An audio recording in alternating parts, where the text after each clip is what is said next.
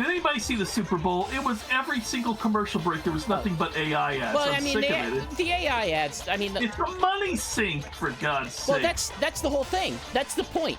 It's the same way as like whenever all of the ads were crypto. It's like all of these companies are attempting to buy legitimacy. That's the point.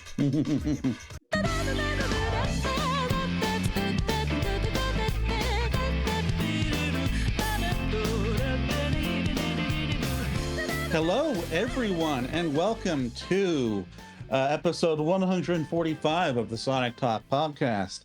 I am your host, Knuckles87, and with me today is Shigs and GX. Tango's back. Oh, dang it. From the GDC, basically lecture series schedule. Short form futures, how AI turned MMO players into TikTok creators. I'm sorry, what? Short form futures, how AI turned MMO players into TikTok creators. Sword of Justice Mobile turns the endless swipe habit of TikTok into a fully playable loop inside an MMO. In this session, NetEase designer Chang Li shows how the team builds Stage Hub, a vertical 3D feed and quick shoot stage where players import a live-action clip or in-game cutscene, let AI exact motion and camera, swap avatars, and refilm the scene in under 60 seconds. 1 year after launch, the feature delivers 5 million daily swipes. Okay, I don't think I got any of that, but let me just rephrase that in a way a human would say it. So is AI turning an MMO avatar into a Twitch streamer? It sounds like they're trying to describe, like, I don't know, we could kind of use AI to, we can use it to capture footage of game moments for streamers or something. Like, if you had a really good moment in this MMO, we could let the AI redirect it and generate a video for you and some bullcrap like that. I've been getting these all evening. I had to take a break from looking at the Discord channel where someone's sharing these because it's absolutely... Listen to this one. I want to read you one more. Read you one more. This is from, this is going to be hosted by the CPO of App Magic. Live Ops Moneyball. 10 monetization trends driving 1.5 times revenue growth. Oh, okay. It has the word Moneyball in its... What is wrong with you? What is wrong with me, you? or what is wrong with the person who wrote that? What is wrong with the person who wrote that? That's not... No serious human... What? I gotta get on the money ball. Man, Capcom's AI revolution in game development presented by Google Cloud. Evolve beyond live services into living games that rapidly react to player behavior. Google demonstrates how generative AI closes the loop between player behavior and content creation. Attendees will gain practical strategies for scalable implementation, solving IP challenges, and managing costs to build the next generation of endlessly replayable, responsive experiences. That's a lot of buzzwords. I have P challenges too because I'm middle-aged. It freaking means nothing. These are not real words. Are you sure you're words. saying them and they sound like words? This sounds like... I'm definitely saying phonemes. This is the difference in when I'm surfing on Blue Sky versus when I'm surfing on Threads. Blue Sky, I do not get a bunch of AI videos or ads with... The ads always have these word scrambles exactly like what you're talking about. And then half the time they come with an AI video that doesn't make a lick of sense. The problem is Threads and Facebook / whatever. Yeah. Zuckerberg has embraced the madness of, well, we can't be a big thing anymore. Our audience is decrepit and ancient, so all we can really do is lean hard into the skid. Blue Sky is actively aggressive. Like, people on Blue Sky do not like brands being on it. No. They are actively hostile to the presence of brands on their social network. So, I don't know, the consequence of being a much more liberal platform, liberal-friendly platform, I guess. Or, I guess not even liberal-friendly, but just never getting that, liberal-populated. I'm never getting that iPad app, am I? Because they are just not going to have any money. Probably not. Well, you could still have a Discord app. You just have to give them ID so that they can leak it on the dark web. I haven't had to give them anything yet. It's been a week. Did you guys know it's been a week? I mean, every week has been a week, GX. It's been a week for games specifically, though. Every week has been a week for games. We've been in the game week for a long time now. But I guess this week was the state of play, which was more eventful than the Nintendo Partner Direct. Getting a Castlevania. Yes, we are indeed finally getting a new Castlevania. We are getting the Metal Gear that couldn't be. Metal Gear Solid 4? Yeah. What do you mean couldn't? It has finally escaped. Oh, okay. Yeah, I know. It is. I'll finally be able. The Rayman 1 collection. Outside of my PS3. I hear people excited for the Rayman 1 collection, and I cannot begin to fathom. Yeah, exactly. I am looking forward. I don't understand why people are excited for Rayman 1. I'm looking forward to playing that game with save stakes.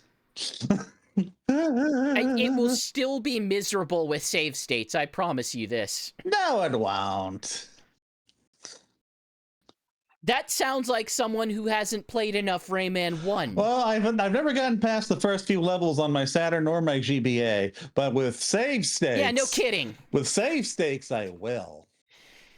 Now you repeatedly won't get past the first few levels. No. The save stakes, I will, because I'll also have, like, infinite lives and stuff. I didn't get past the first few levels because it was challenging. I got it through... I quit because of pure boredom.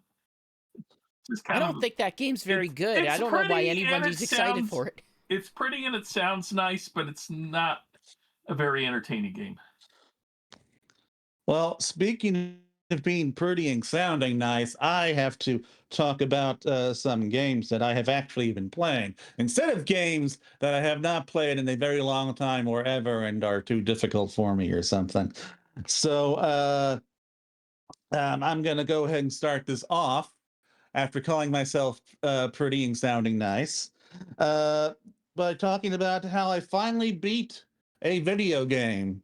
I beat Grand Theft Auto 5, which I realize probably isn't much of a feat for most people, but this is the first Grand Theft Auto I have ever beaten, and it is a game that I have kind of been periodically plugging away at for a couple of years now on my Steam Deck, and I finally buckled down and I decided to see it through to the end.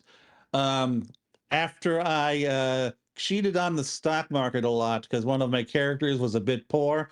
Trevor, the psychopath one, the one who keeps murdering people.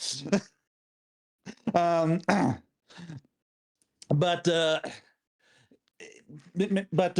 man, like Rockstar games are just so entertaining, are just so fun to just fucks around in that I very rarely ever actually beat them, even when I'm having a lot of fun, because it's like, why would I sit down and do these missions when I could just like buy a bunch of weapons and then go out into like an area where I can like hold myself up against the cops, and then just start shooting everything and causing mass destruction.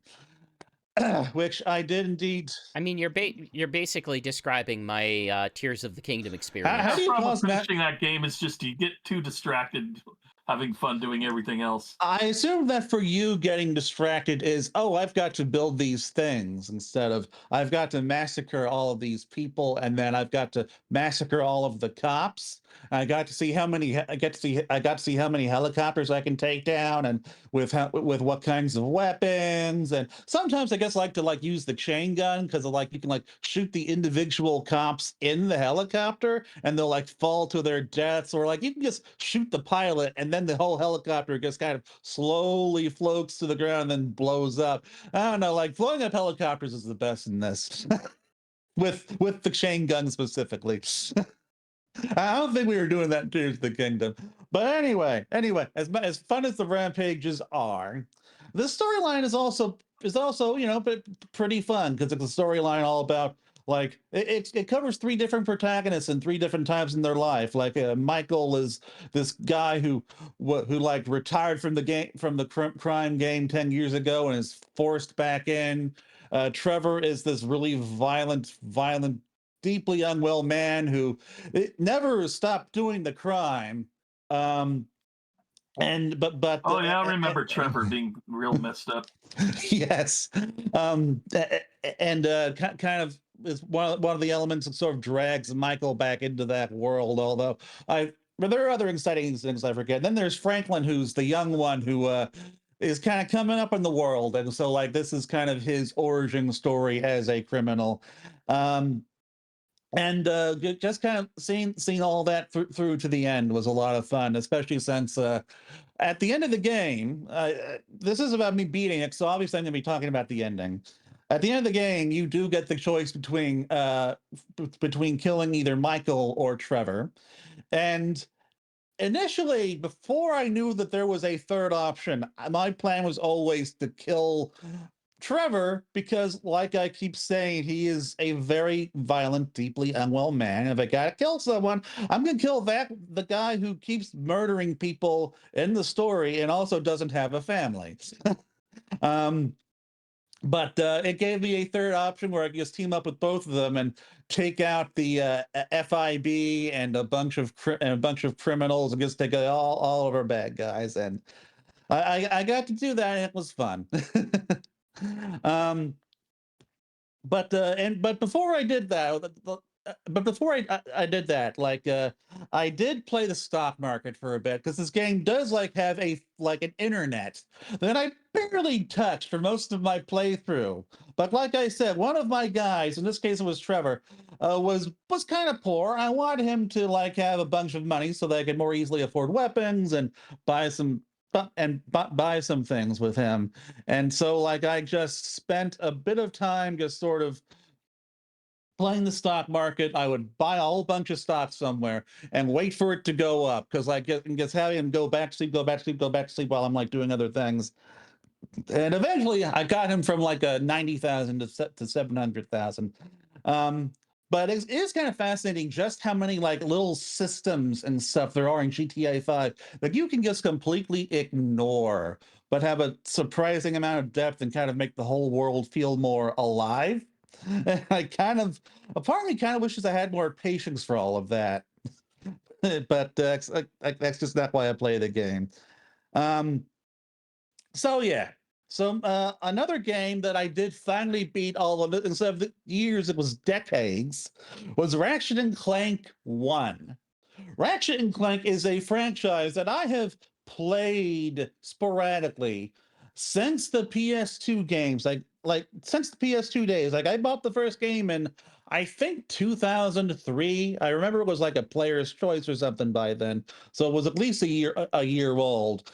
And I have played this game at least twice, maybe three times, and both of those times I got very deep into the game before just stopping for some reason. And like I think it was because like I needed to go back to a different planet and get like a weapon, or I needed to grind out some bulks or something. But for whatever reason, I will just stop just a couple levels before the end.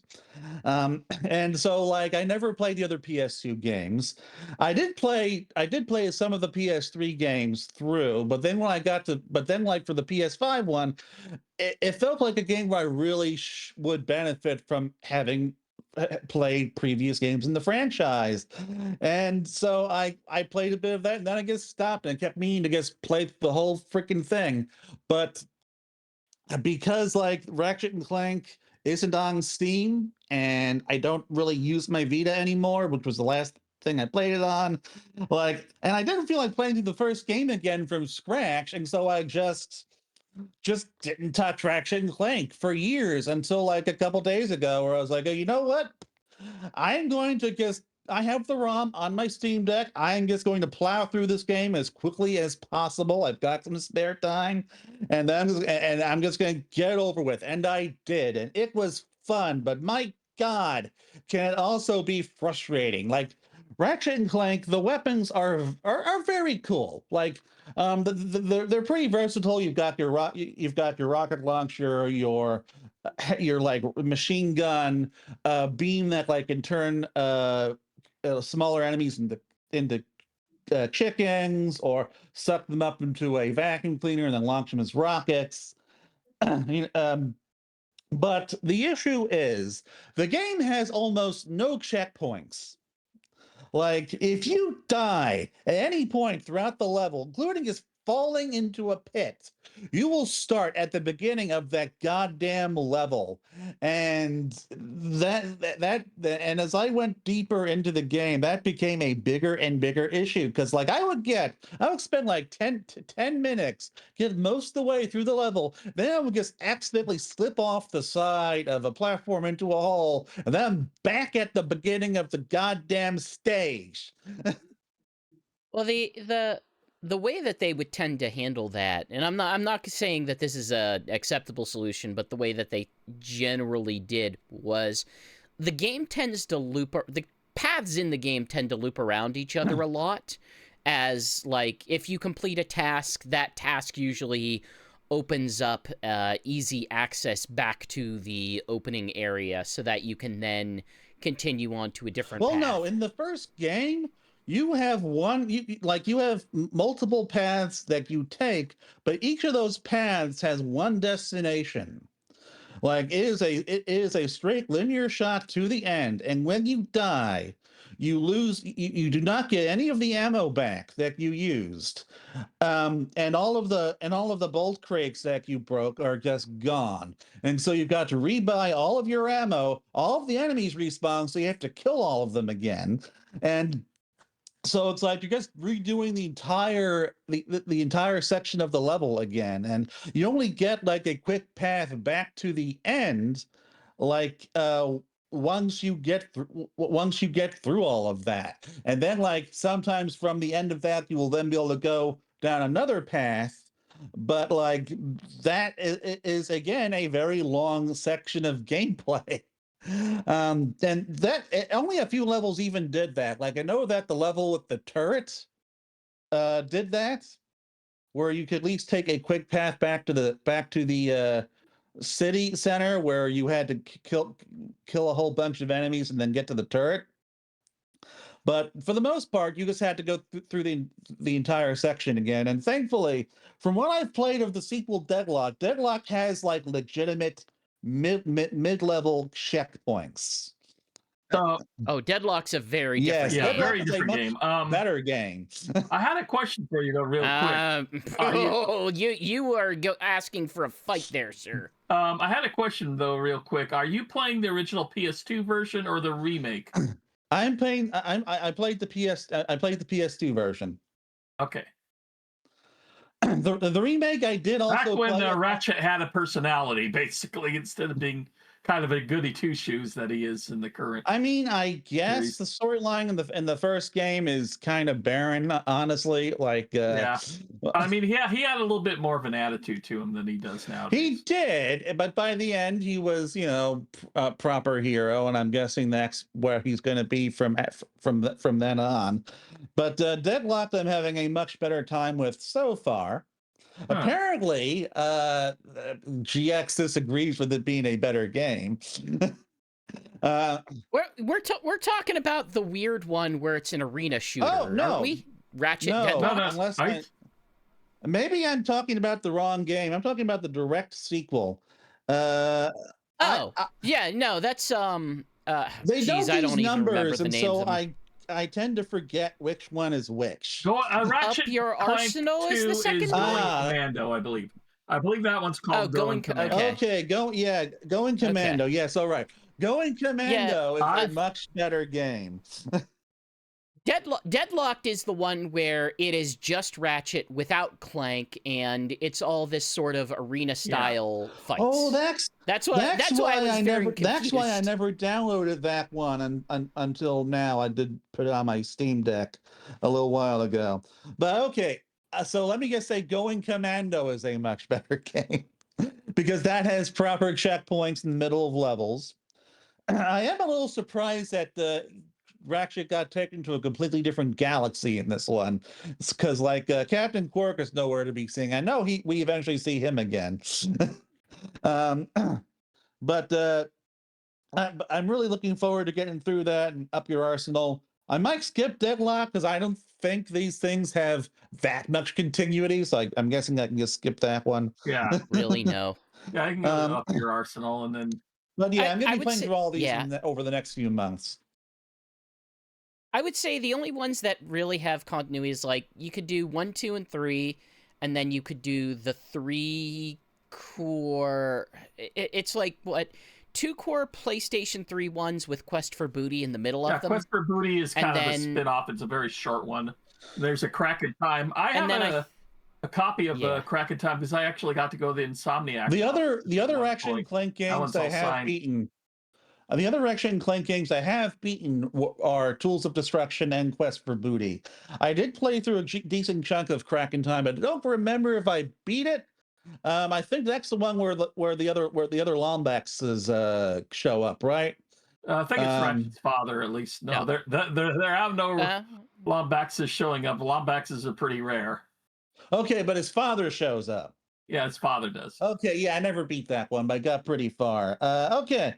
And the PS3 versions do apparently play pretty good on Steam Deck, so I might get to continue playing through the whole series on that thing. Are they officially for sale on Steam, or are they just? No, I'm talking about emulation. No. That's what I was wondering. I own these games for the record, but still, I'm talking about emulation. I'm probably at least going to check out Scythe Matters and Secret Agent Clank in terms of the spin-offs. But finally, so next up, Virtual Boy NSO. I played a little bit of that today because I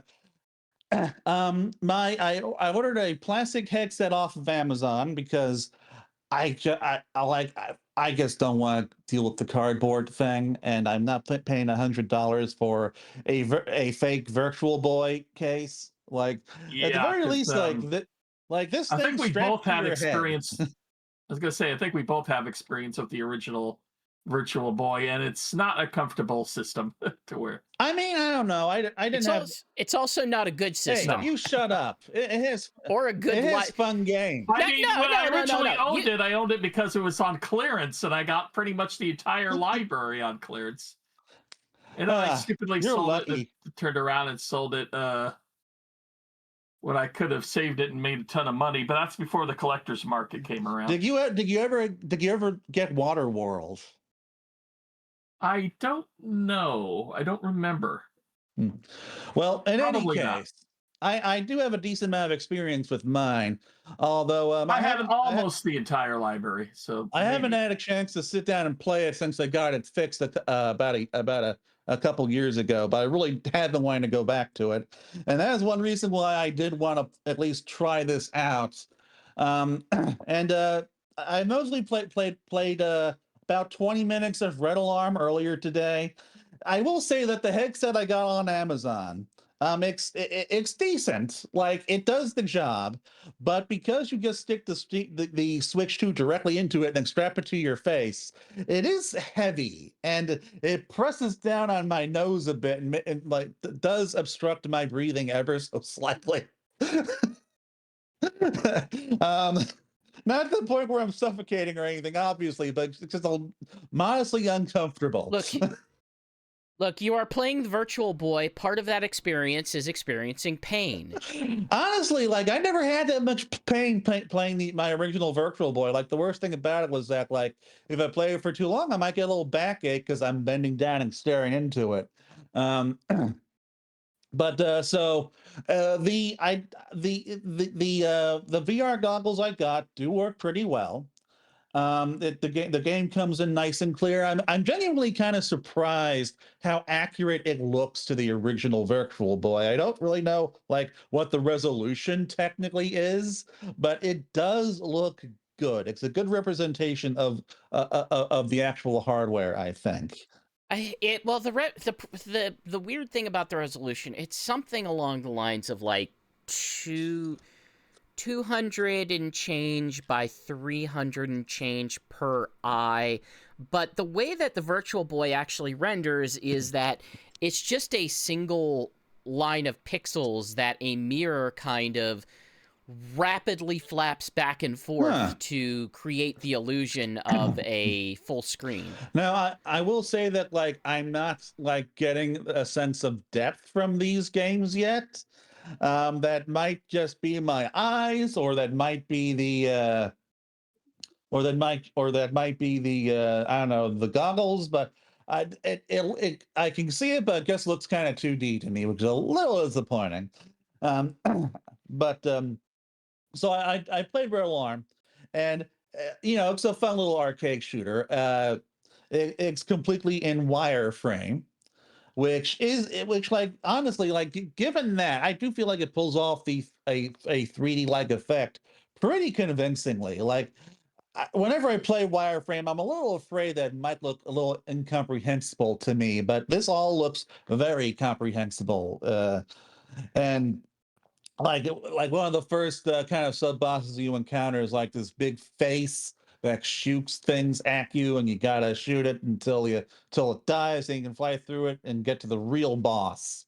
But probably one of the more impressive things about this is that like there's like a scene early on where there's all these little stick figures running around on the ground, like they're people like underneath these like gigantic mechs, and scenes like that give the game a surprising sense of scale, which I just wouldn't associate with a Virtual Boy. So I'm looking forward to playing more Red Alarm. I'm really looking forward to playing more Wario Land. One nice thing about this is that since it's just connected to my Switch 2, it will be much easier for me to just have access to it and play it versus my Virtual Boy, which requires a little more setup for me, and I generally just kind of have put away in a corner because I don't get to use it that often. But I'm glad Nintendo's doing this. I'm looking forward to playing not just Red Alarm, Wario Land, and Telero Boxer, but also the unreleased games that they've got coming. And finally, I did play a little bit of Bubsy 4 earlier. But the Bubsy 4 demo has apparently been out for a while, but I haven't had time to play it until basically today.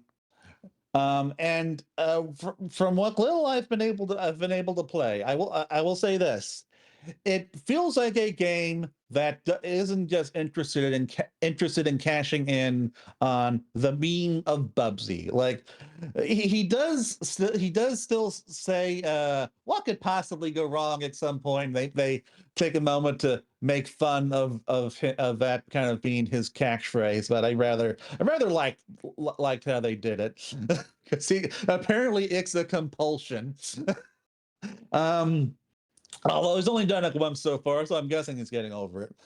But like, it's a game that just kind of seems more interested in just being a good 3D platformer that stars Bubsy. And from what I've played, it does that pretty good. It's very floaty. but the air control is excellent. So like the floatiness is kind of a requirement. It really kind of gives the platforming a very unique feel. Uh, and while it's a fairly linear game, the areas are also wide open, so you are free to explore to a degree. And I guess that between the jumping and the climbing and everything and the rolling, it's got a good sense of movement and platforming. And so I'm probably going to buy this game when it comes out in May, because so far it's a lot of fun. And with that, I think we're ready to move on to Shigs and his Disney Speedstorm rant. Give me some gripes. Oh my God, Give me some gripes about cars. Okay, I gotta go in a little bit of the history of the seasonal passes that have been happening with Disney Speedstorm and how things just got worse and worse and worse over time. So when this game came out about 3 years ago, it was a 2-month season pass, $10. There was 3 to 5 racers per season that you unlock by playing the map course, and there'd be a new map every week that you race through. You gain experience through doing these missions, which lets you unlock more shards for the racer. So you unlock the racer. There's also these little what do they call them? Mechanic tokens, like characters related to that franchise are now mechanics that help you out. And they originally had items related to the franchise for upgrade parts. Now, as the series went through, they changed that all into just custom upgrade tokens. And that was actually a good thing, because then you could spend it on whoever you wanted, and it helped you raise up your levels faster. But then then the season pass changed to a 2-month season pass, but broken into 2 $10 seasons in a 2-month thing. Still one Disney franchise per thing. The example I'll give was the previous franchise, which the previous season, which was Zootopia. So the first so this time they stopped doing 4 to 5 characters, and now it's just down to 3. And one of them isn't even on the season pass. You have to earn them separately, but they're fairly easy to earn. So the previous one, Zootopia, the first half of the season was Judy Hopps, and you level up her. And then they dropped Nick Wilde a week later, and he just did some missions to unlock Nick Wilde shards to earn him. The second month was Flash, the sloth, and you earned that through the season pass. But the season pass also kind of changed in that there was a golden pass, and then there was a diamond pass. And the diamond pass is another $10. So let me go back. So originally it went from a $10 2-month season pass to 2 $10 season passes in 2 months. So that's $20. Then on top of that is a diamond pass for an extra $10 per month, where you can take one of your racers and level up to the maximum of 50, which is not if it's but from a selection of like 4 to 5 racers, just one of those. But if you have a racer that you are struggling to level up and grinding, it's actually a decent deal, because you also get your season pass leveled up to 15 out of 50, and they give you an extra diamond missions, which are very, very easy compared to the gold missions, which let you level up pretty quick. But so it's kind of, they're charging you more, but the diamond pass is almost worth it, but not quite, because then you're going from $10 to about $40 in 2 months' time. But still, the main thing is, it's when you get the season passes, there are racers that you unlock through that franchise. So now for the cars, you got for the brand new season, which is cars, same kind of thing, $10 season pass for the month, for the next month, the diamond and everything. But the racers are Anya from Frozen and Moana, and they're trying to show it as, oh, here's this mid-season racer Moana who's very hard to get. Otherwise, you can get through the season. The thing is, no cars, no Lightning. They show the cars racers in the thing. It's like Lightning McQueen, Mater, and I forgot her name, like Christina Ramirez or something like that. And she was in the third one. But no, you have to.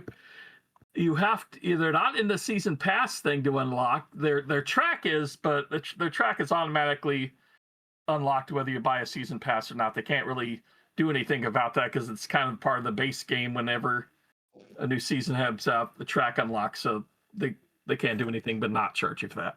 But anyway, so instead you have to really grind to get them, and you can't even, especially on the first day, you cannot earn enough shards to get unlock Lightning McQueen. You couldn't get a Cars character on the first day of the season pass, which is insane. And then they put out a mission where it has the main leaderboards, and the top three are, I think the top number one got like 20 shards of Lightning McQueen to unlock them. So sorry, I should mention it's 10 shards to unlock a racer fully. But then it takes a whole bunch of upgrade tokens to level up to 50. You start them at level 1. So the top one had 20. No, the number 3 had like 10, I think, or 12. And then number 4 in that was under 12. Now this is out of 8,000 racers. So everybody else, like out of the top, I think 5 got or top 10 got 1 shard of Lightning McQueen. And that's pretty much the only way to do it. And then this weekend they're like, oh, well, here's this special. Get all 3 racers, 10 shards of each racer, $50. I'm like, oh my God. And yeah, there's gonna be more events coming up to have chances to unlock more shards and everything, but to not only not put the racers that everybody's looking forward towards, I think, because Cars is a big franchise, decided, oh, this is the one we're going to really stick it to them on, Cars, because I guess there's a lot of people who really like the Cars franchise. And then they took all those racers off the season pass and stuck them on a $50 box, which is insane. And that's my main rant about that. But yeah, the Game Loft is getting greedier and greedier the longer that game goes on. I have not paid for the season pass this month because I don't need anything on it. I already have Moana, I already have Anya, and I'm not really care that much about loving the Moana enough, so I have not bought a damn thing on there. And that's just killing their season pass to do it like this completely. Because why buy a season pass for racers you don't want when the racers you want that are brand new are not anywhere on the season pass, but you got to earn them like everybody else on the free to play who doesn't pay for anything. That's like just servicing the whales and the whales alone, which is insane. Well, maybe that's all they need now. Anyway, the other thing I've been playing is Animal Crossing. I've been leveling up my island. Got it, my rating up to level 3. So we got KK Slider coming in every Saturday night now. And I got the construction app so I can level out my island, start putting some stone paths in or whatever I want like that. And you're in the captain who sends you off to a different islands for 1,000 they call them Nook miles, which is a lot cheaper than the 2,000 you were spending for Nook miles tickets. I'll say that. So also, once you unlock Kappa, you unlock the hotel, which is right off the pier. They somehow managed to put an entire hotel on the pier, and that adds a new twist to the gameplay. So this is where the DLC that recently came out comes into play. So the hotel the manager comes in. Oh, this hotel's a mess. We don't have a designer to help with the items. And she's talking to Tom Nook at the time. And of course, Tom Nook is the guy who's got me doing everything around the island and running rampant. So he's like, what should we do? And he looks at me. And he gets a look on his face. He goes, it's you, Shigs. And I'm like, oh, shit. You can help him with this. You can do all this stuff. And I'm like, okay. Well, at least you have a reason to come back to the game now. Yeah, but anyway, so what I was going to mention here. So what you do is you're designing, just like you design the interiors of your house, you're designing each room in the hotel. And Kappa's wife is the Kappa's family are the ones who are running the hotel. Or is it Kappin? It's Kappin. I'm saying Kappa. Kappin is a Kappa. It's one of those mythical, turtle people with the bald heads and everything, Japanese mythological thing. We get it. Anyway, so you're going room to room, designing it based on what the Kappin's wife would like, or you have a selection of two different kinds of themes. So you theme each room, and then it gets visitors to come in. And what's kind of cool is then the tourists come to your island. So you don't just have the villagers that you normally have on your island to talk to. You have all these brand new villagers. They're coming and they're chatting away. And so that's kind of a fun aspect. Also, you can... at the front desk, they have two different mannequins for designs for, hey, if you want to buy these souvenirs at the hotel and stuff, these clothing. So you get to design the clothing from either what the hotel has or from your own personal wardrobe. And the tourists, the characters, will start walking around in whatever you pick out for them. So just recently, I put up a bunch of... not a bunch of, but I put up the Super Mario designed the costumes, and now all the character tourists that are visiting the island are all dressed up like Super Mario, so that's kind of fun. And I haven't gotten to the point though where I've unlocked the room of my own where I get to have like video game consoles and that. I think that comes out later. I just got this like yesterday, as far as the DLC goes. But it's pretty fun because then I like the idea that you're getting a lot more villagers than you would normally get just chilling out. I did finally I got some little amiibo cards for Animal Crossing. I got these little cheap ones for Amazon because I on a collection of them. I wanted to add one villager that was from my previous village that I really liked. Roald, the penguin who's all into bodybuilding and everything. He's just a fat little penguin at the same time. I always thought that was funny. And so I had to wait for one of the villagers to want to finally leave. So he left. And then I used the thing on the Nook, the ATM at the office. So you can now use amiibos to have a villager camp there, and then if you have him visit twice, and there's a spot available, he'll move in. So I had the penguin do that, and I'm gonna do that with some of the other characters. So I get some of the more popular villagers in there, and I think there's a way to do that with the hotel as well, but I haven't evolved the hotel enough for that to happen. But I do like the DLC. It does bring some more life into this game, and I've been finding myself addicted to Animal Crossing all over again. So I'm kind of glad that I screwed up and lost my save because it got me into playing through the game all over again and trying out, waiting for each day for something new. And yeah, I mean, it's Animal Crossing. It's a fun, relaxing, good time. That's good. So GX, what the F is Pragmata? I don't know how you don't know I know what what I've Pragmata seen is, the because trailers at the Game Awards. What is it? What's the Pragmata with you? Pragmata's pretty darn cool. Pragmata's real darn good so far. I have yeah, I went ahead and just like it's a very attention grabbing trailer. You'll immediately notice like, okay, you've got the guy in the robot armor, and you've got the strange blonde little robot girl, and they're shooting guns at robots. Yay. And I will tell you, that is attention grabbing on its own.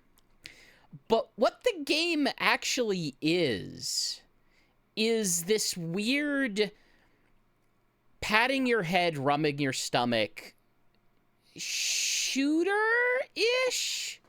Action game-ish?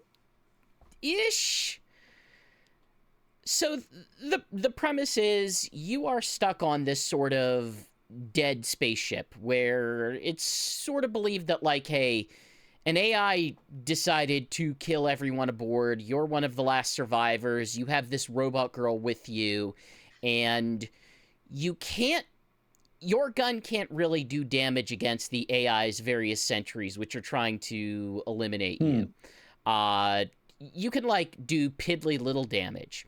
But what you're doing instead to actually get real damage is you place a focus on an enemy in real time, and then you use that focus to basically have your robot girl buddy hack into them with this very simple sort of hacking mini game where you move a little target across a grid, and if you complete the mini game, you'll open them up to take like legitimate damage. You can also pass the hacking mini game through different nodes. So like you can target different nodes across the puzzle in it in order to like get extra damage or evoke extra defense on your part, or just, you know, get little modifiers in it. But at the same time, while you're trying to navigate through this, you're also moving around, trying to dodge enemies, trying to attack and hit enemies, and it's surprisingly engaging. It's not too fast-paced. I would not say it is a shooter first and foremost. You're not really focusing that hard on aiming shots. It's kind of just trying to manage all of the things that are happening around you and figuring out how to prioritize what enemies to hit and how to sort of get through them. It reminds me a lot of, do you remember the DS game, The World Ends With You? Yes, I do. The premise of that game is the bottom screen, you were scratching out these sort of physical attacks, and then on the top screen you were doing these sort of directional button puzzles to maximize damage between two of your characters, one on the top, one on the bottom.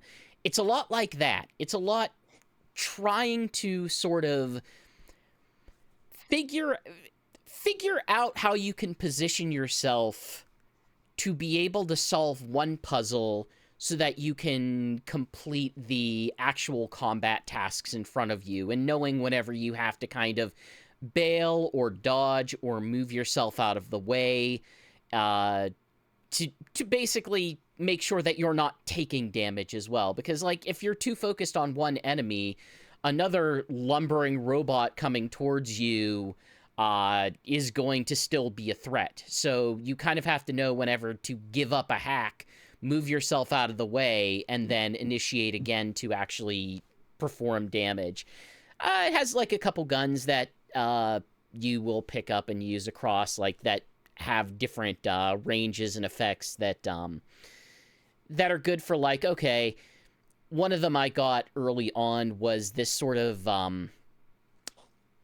radius net gun.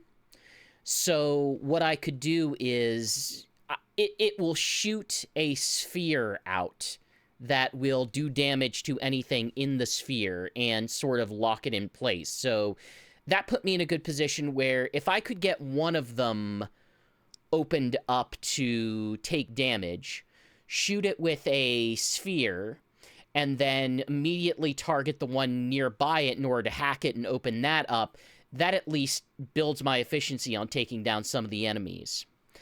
I don't remember either of the characters' names at this point, but it's Sky and Blonde Girl. Sure. But the one thing that I kind of that I would kind of say for it is tonally, it's actually pretty fun. Ah. Like, the two of them have pretty good chemistry between each other. Like, she, generally speaking, behaves like a reasonable, like she's not an annoying get in the way young girl. She's just kind of she's like the weird, curious, I want to hang out with dad young girl who has like questions about like what was it like where you were.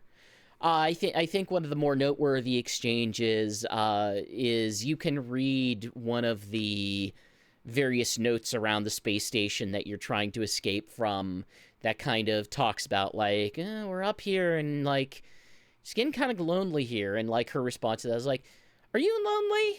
And his reaction is like, well, I'm not so lonely when I got your little chatterbox over here.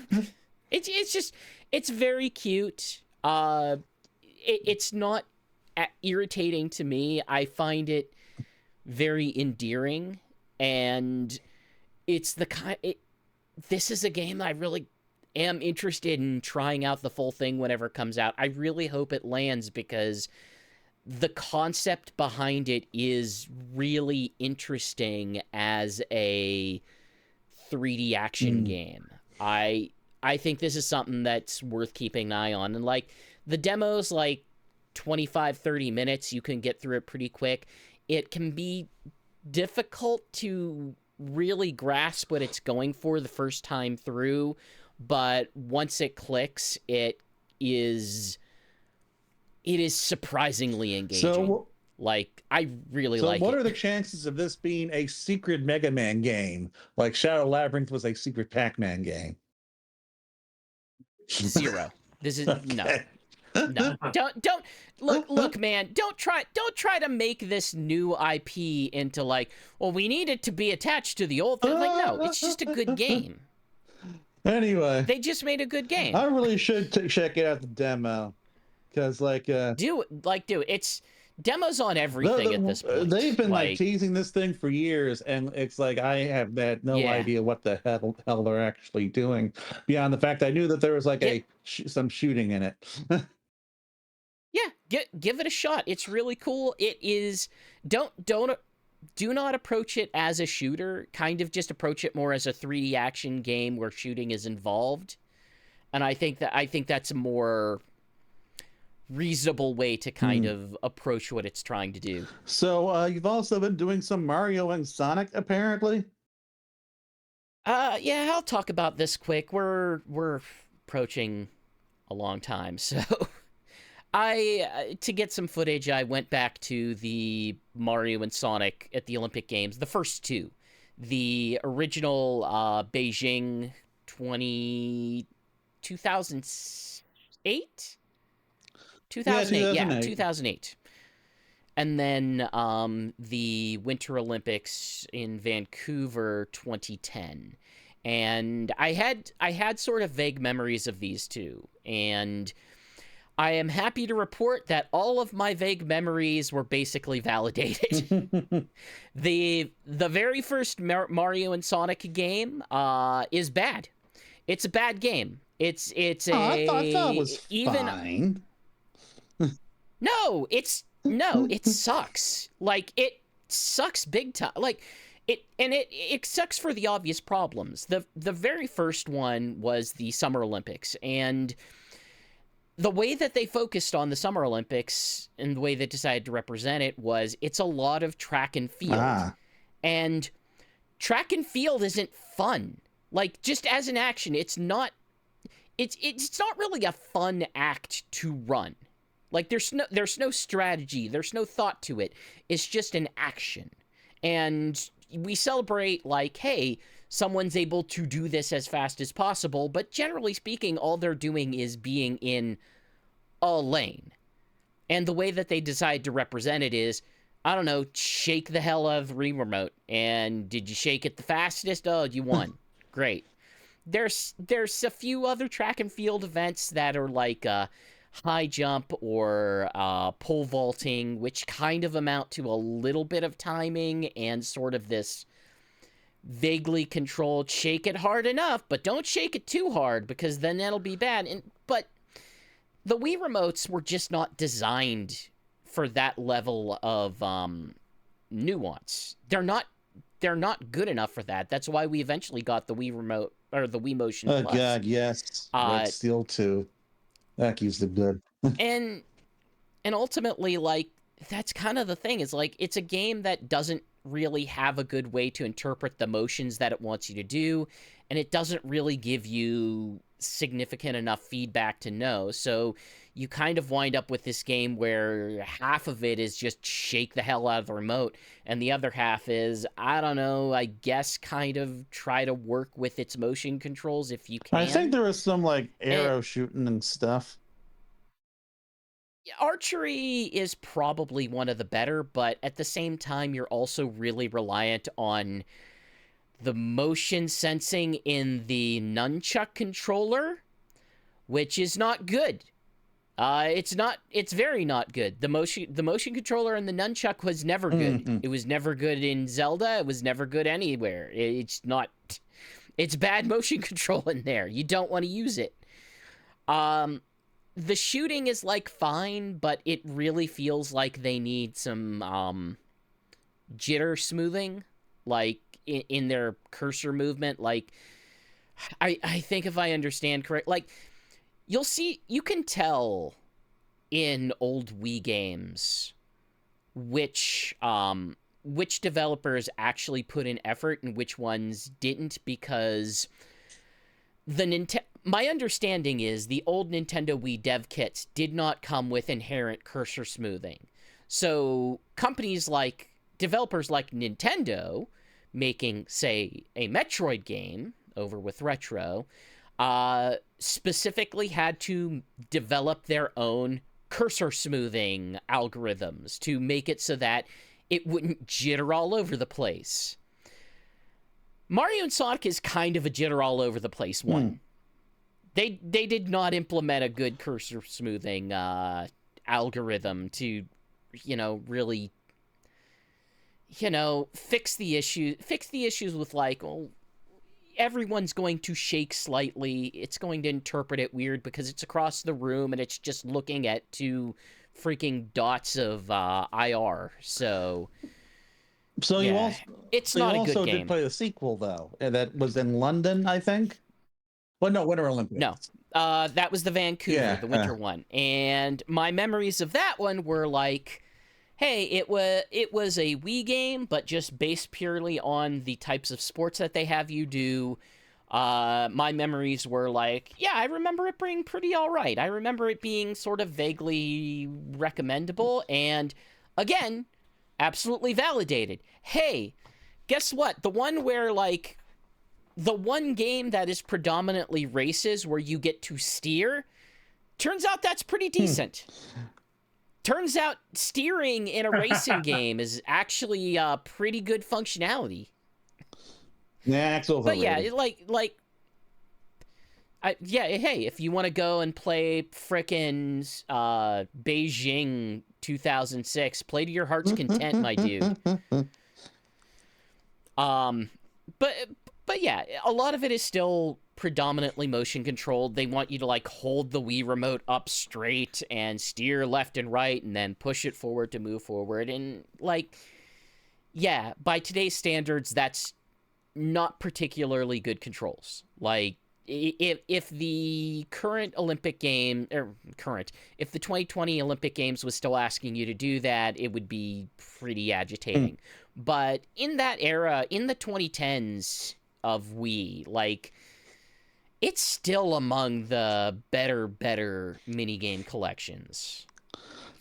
Like, some of it still is very wonky. Anytime it wants you to do tricks, it's kind of a crapshoot whether it actually recognizes what you want to do.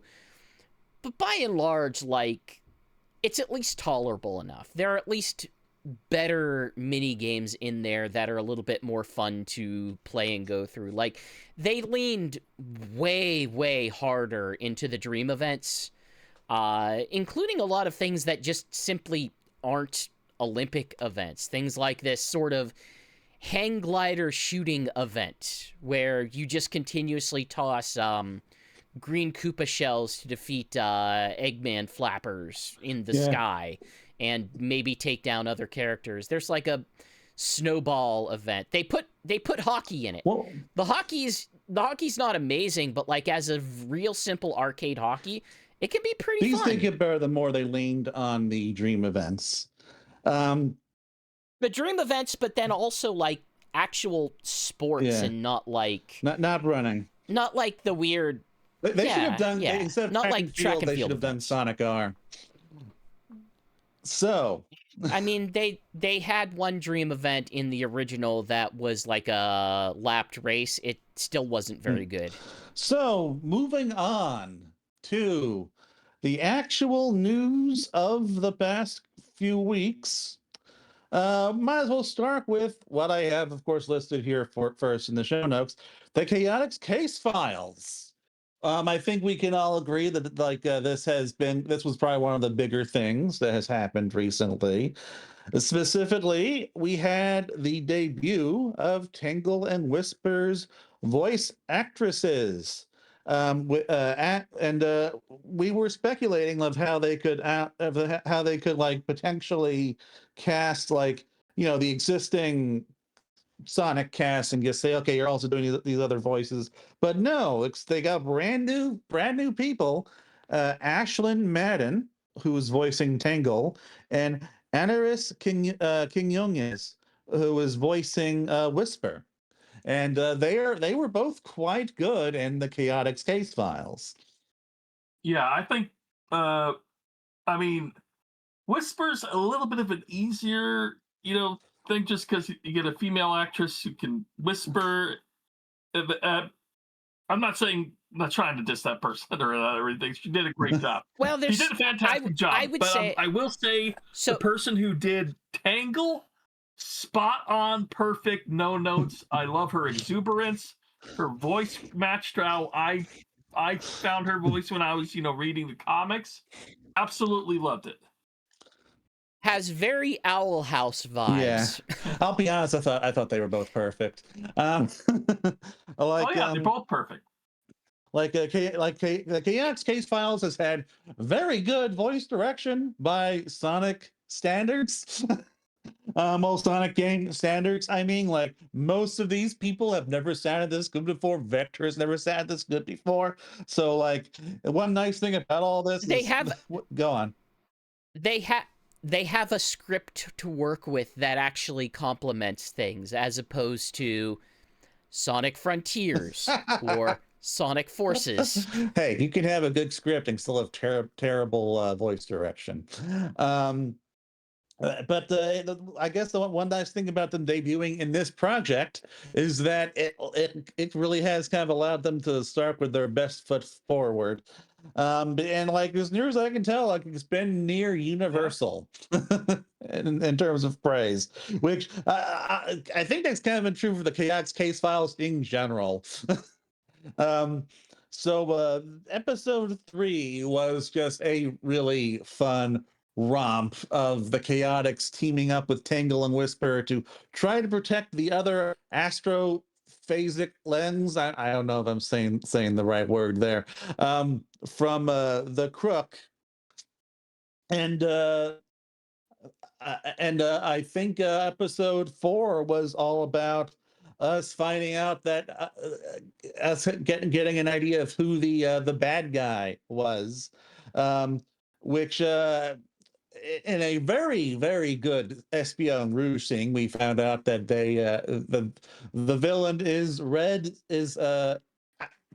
has something to do with something called Red Spectre, which could be a name or it could be like an organization or something. Who knows? It's a Bond Like, organization, isn't it? like all we do know is that they are. It seems they are some sort of shapeshifter.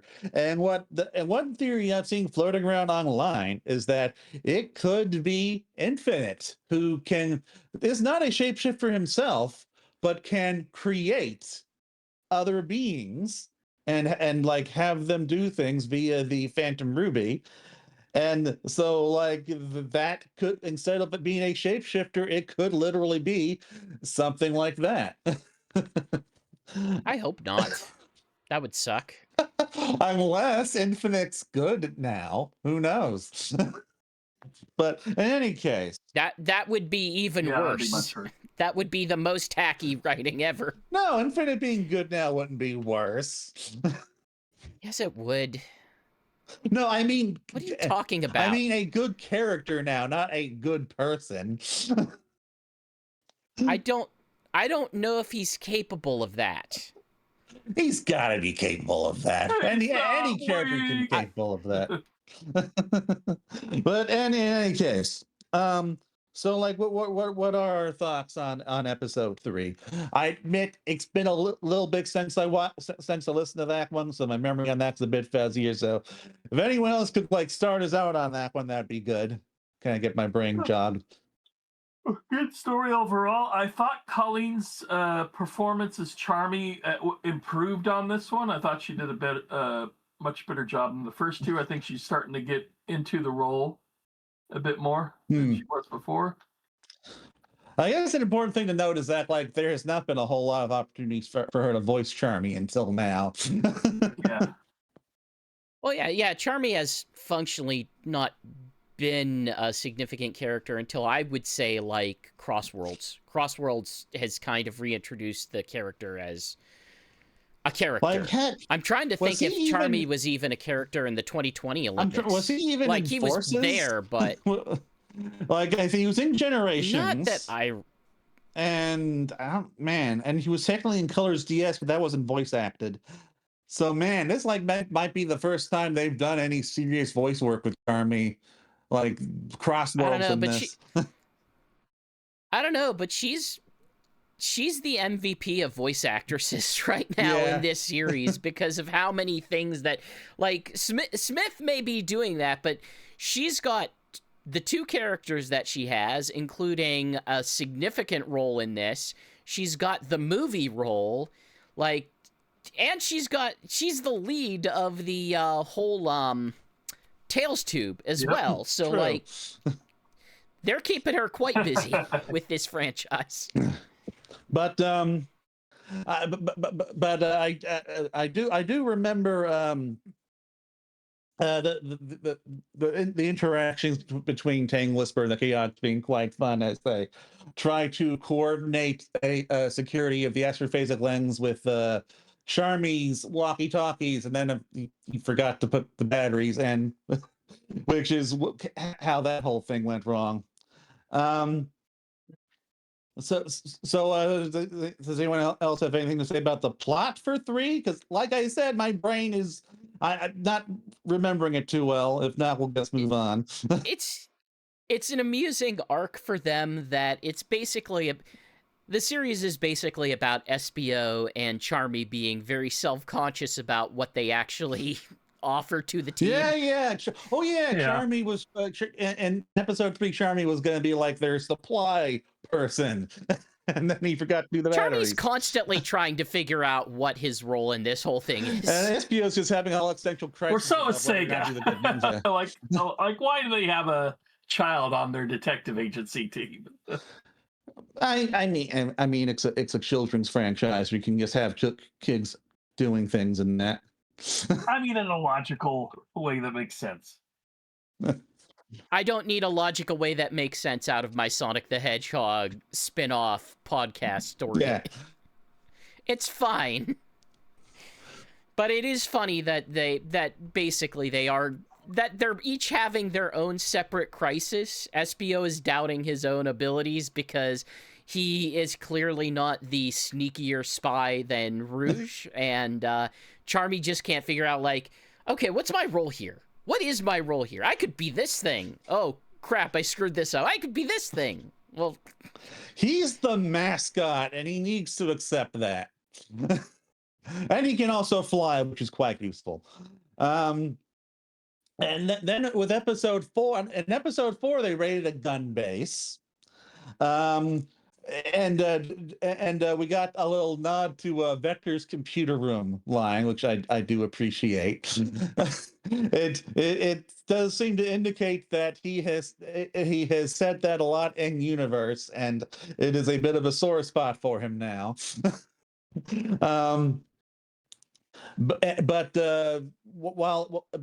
and Charmy get captured and then interrogated by Abraham Tower, who also makes his second appearance in a voiced medium.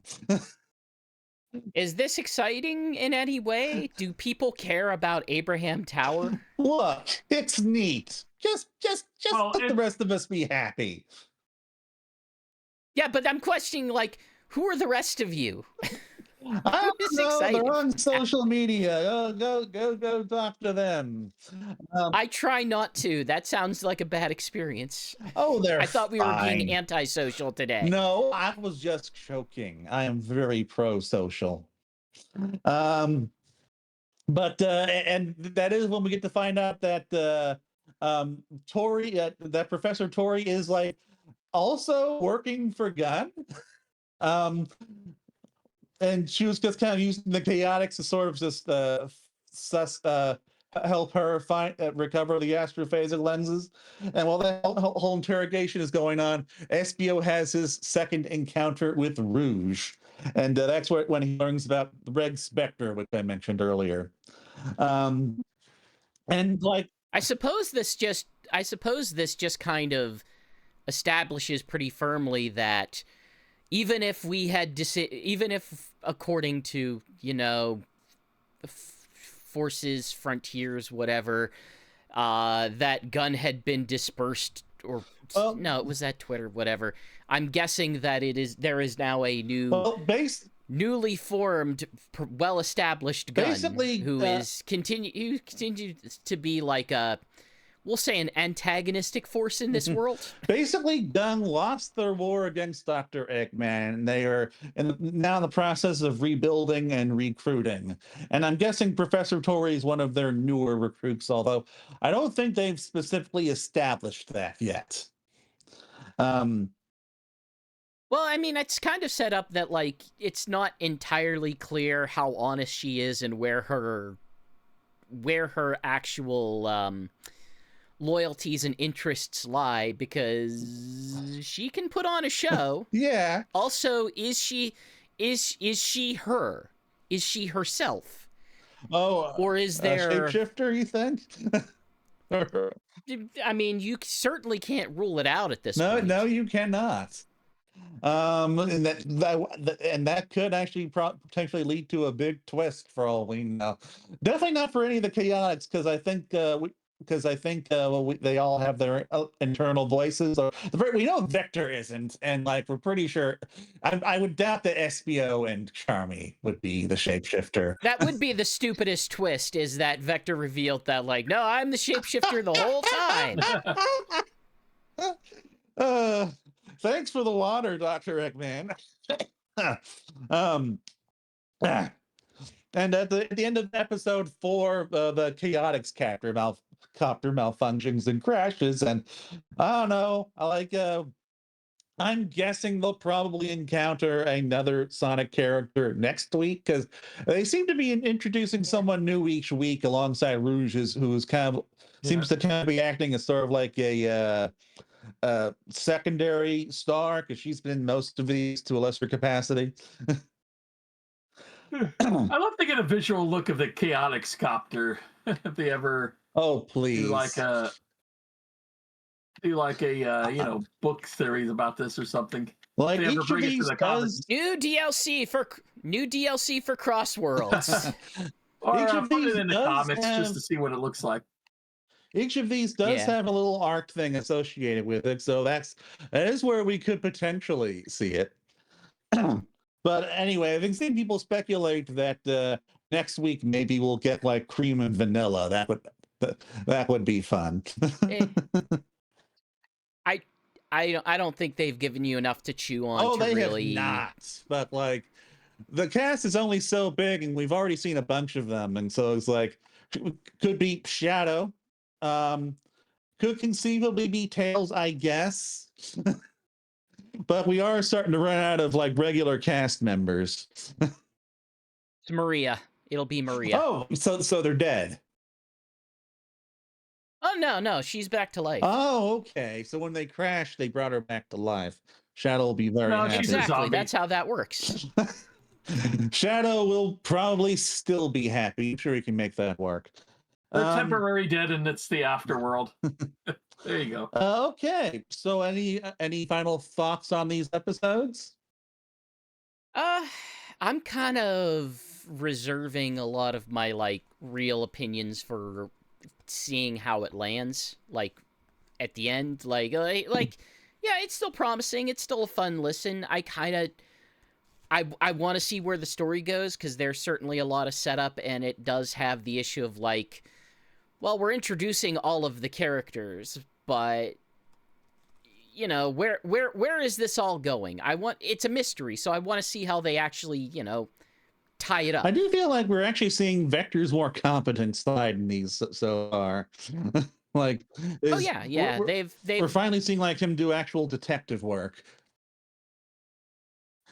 They've kind of well established, like it could be very well questioned with all of the inclusions of SBO throughout the years, like that he is the character of the Chaotix, but no, like they've made Vector into the clear leader for more obvious reasons. I absolutely loved his rant about old ladies cheating at bingo and not giving him candy.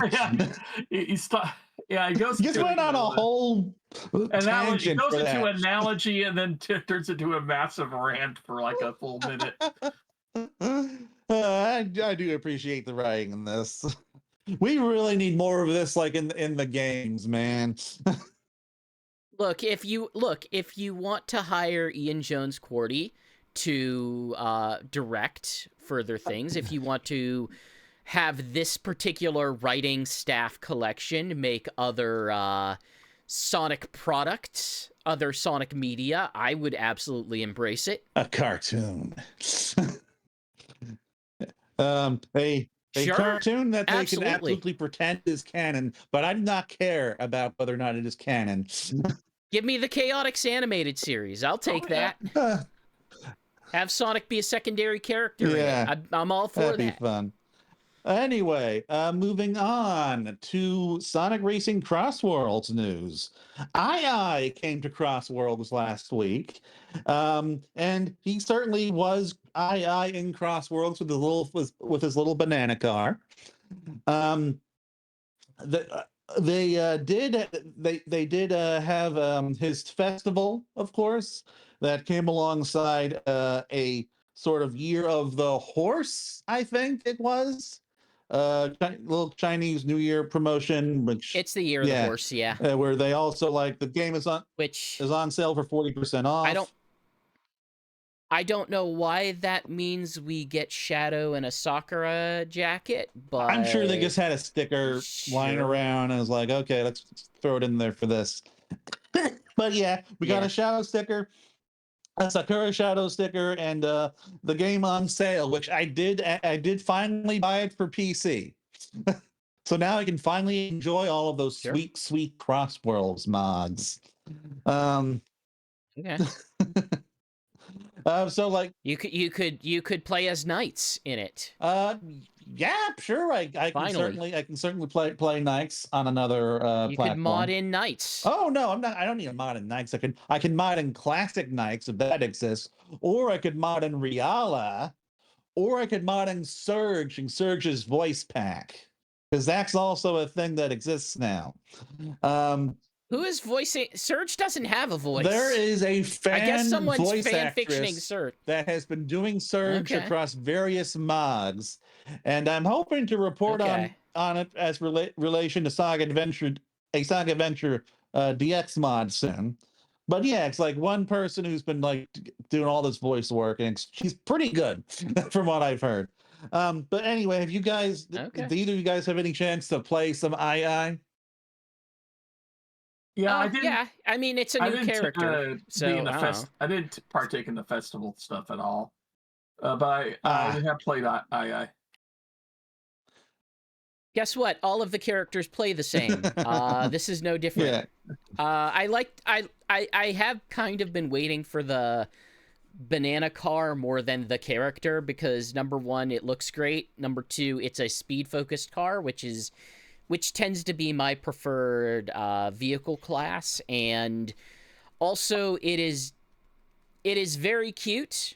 It has amazing tire treads. If you haven't looked at AiAi's tire treads, go spend some time looking at his tire treads. They're great. They're like bananas in little diamonds. So like, have you like made any cars with the banana car parts or what?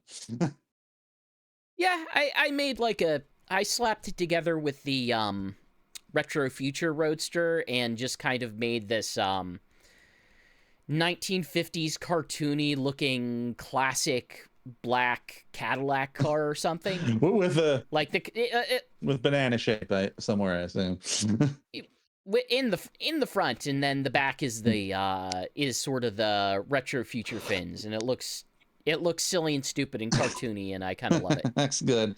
It's a good fit for Vector. It's a shame that you cannot like mix and match the banana and the burger.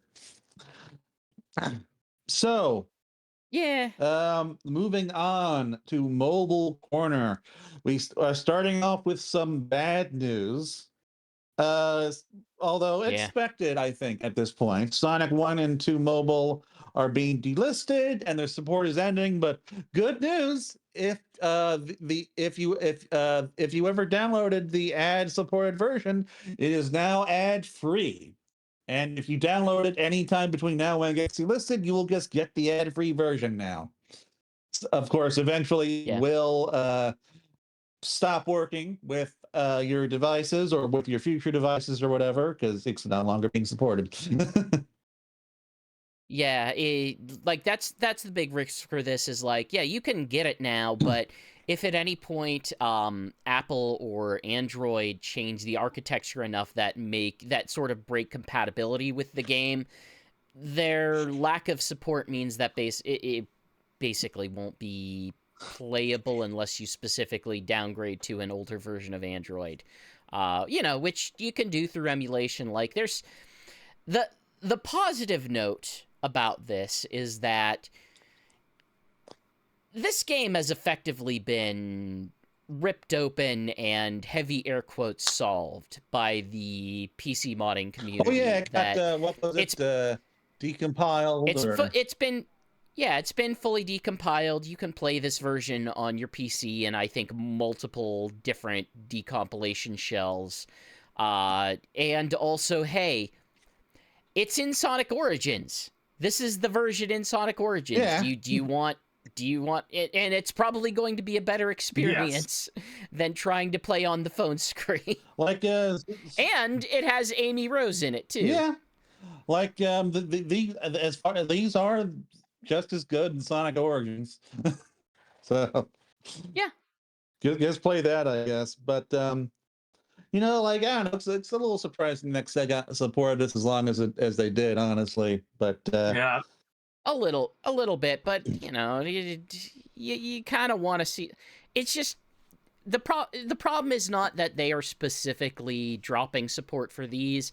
The problem is that it still plays into the narrative of them delisting so many older games. Like like this happens at the same time that we're dealing with the fallout of their, I'll say, combination subpar and problematic Yakuza 3 remake. Oh man, I've heard so much bad stuff about Kiwami 3.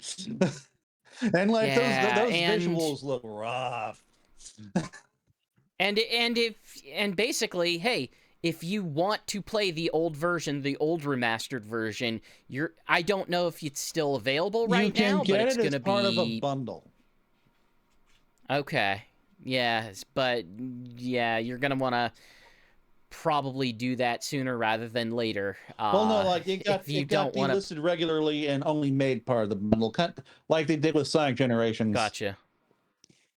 Okay, well, if they're going to change their remake philosophy in the near future, like it sounds like they're talking about doing, like dropping the Kiwami branding and maybe swapping to a different branding, but maybe continuing remakes, then From what I'm I don't know how much hearing, longer that'll from go. what I'm hearing, it sounds like they are going to be remaking like the entire franchise with a brand new plot line, which sounds bad given like what I'm hearing That does sound bad, doesn't it? about the plot line and changes in Kiwami 3. Like Yeah, I I am not a big Yakuza person, but but at least not yet. Like I guess I haven't had time to play the games, so I don't have that connection yet with the story. But like if it's bad, if it's these are bad changes, then that just kind of seems unnecessary. Like they yeah, retired Kazuma Kiryu, hear and you. then they got a Yeah. new protagonist. It was in a pair of well-received games. Yeah. Why wouldn't you just continue with that? I don't know, it just seems I like a waste and of time. the only way that I could really think about is like if they feel like they need to reuse some stuff in order to maintain the cadence of releases that they have. It's like, well, we've got to continue to do these remakes, and maybe we can get more people if we change things. I am hoping the reaction to 3 has them second guessing Yeah. these kind of current decisions. Like, also, hey, just for people who are not aware, I think this is worth highlighting. One of the big criticisms of the game right now is that one of the voice actors for a character has been accused of sexual abuse by multiple women.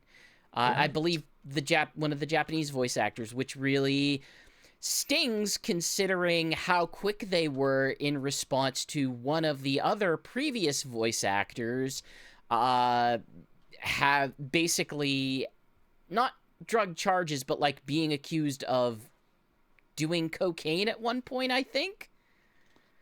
And basically they made a whole thing of like, well, we have to remove this person as quickly as possible. We need to swap this because of it being taboo in Japanese culture for a celebrity to be involved in any of that or to have that. But then to go on to say, well, if this person's been accused of these other crimes, like it seems weirdly incongruous, but it also like it sucks. Why would you do that? And their excuse of like, well, when you think their excuse of, I'm paraphrasing here. Well, when you think of someone who's going to be like a real crumb bum of a character, like this guy is the voice. I was like, that's not the point. It misses the point entirely. No, don't put people that have these kind of accusations against them in your thing, especially Don't give them more. when you're trying to continue to build the brand in the US. Like, what are you doing? But yeah, It's very I can frustrating. confirm that Yakuza 3 is still available in the Yakuza Complete Series bundle. That's good, but also like it also means you're buying every other game for it. Yeah, but I don't know. So You really shouldn't start with Yakuza 3 anyway. you shouldn't, but it does take away like, okay, if you're going to go one at a time, you have to either go all in or not. Well, like a bunch of these other games are still available separately, so not necessarily. But in any case, so moving on to Big changes announced for Sonic Rumble, including cheaper legendary characters, more ways to earn Red Star rings and skins for free, and an overhauled UI and game modes. So most of this stuff is not hitting until the March 3rd update when the new season starts, but they are starting the cheaper legendary skins now. Of course, those legendary skins are by cheaper legendary skins, we do mean 599 red star rings instead of 999, which is where they were capping off at before. But that is still like if you are just buying purely for if you are just purely buying the red star rings for a particular legendary character, that is still like roughly 35 to $36, depending on like which kind of red star rings you're getting. um so like that's I mean, still better like the than price 50 that bucks, but still. but if I remember correctly, 999 red star rings was closer to like 70 or something. But yeah, like it's still the price of a cheap game, which in my opinion is still too high for a skin. But like if depending on how the red star rings are earnable, starting in March, that might make these skins way more obtainable for way less money, which would definitely get me more invested in trying to unlock stuff like that in the game.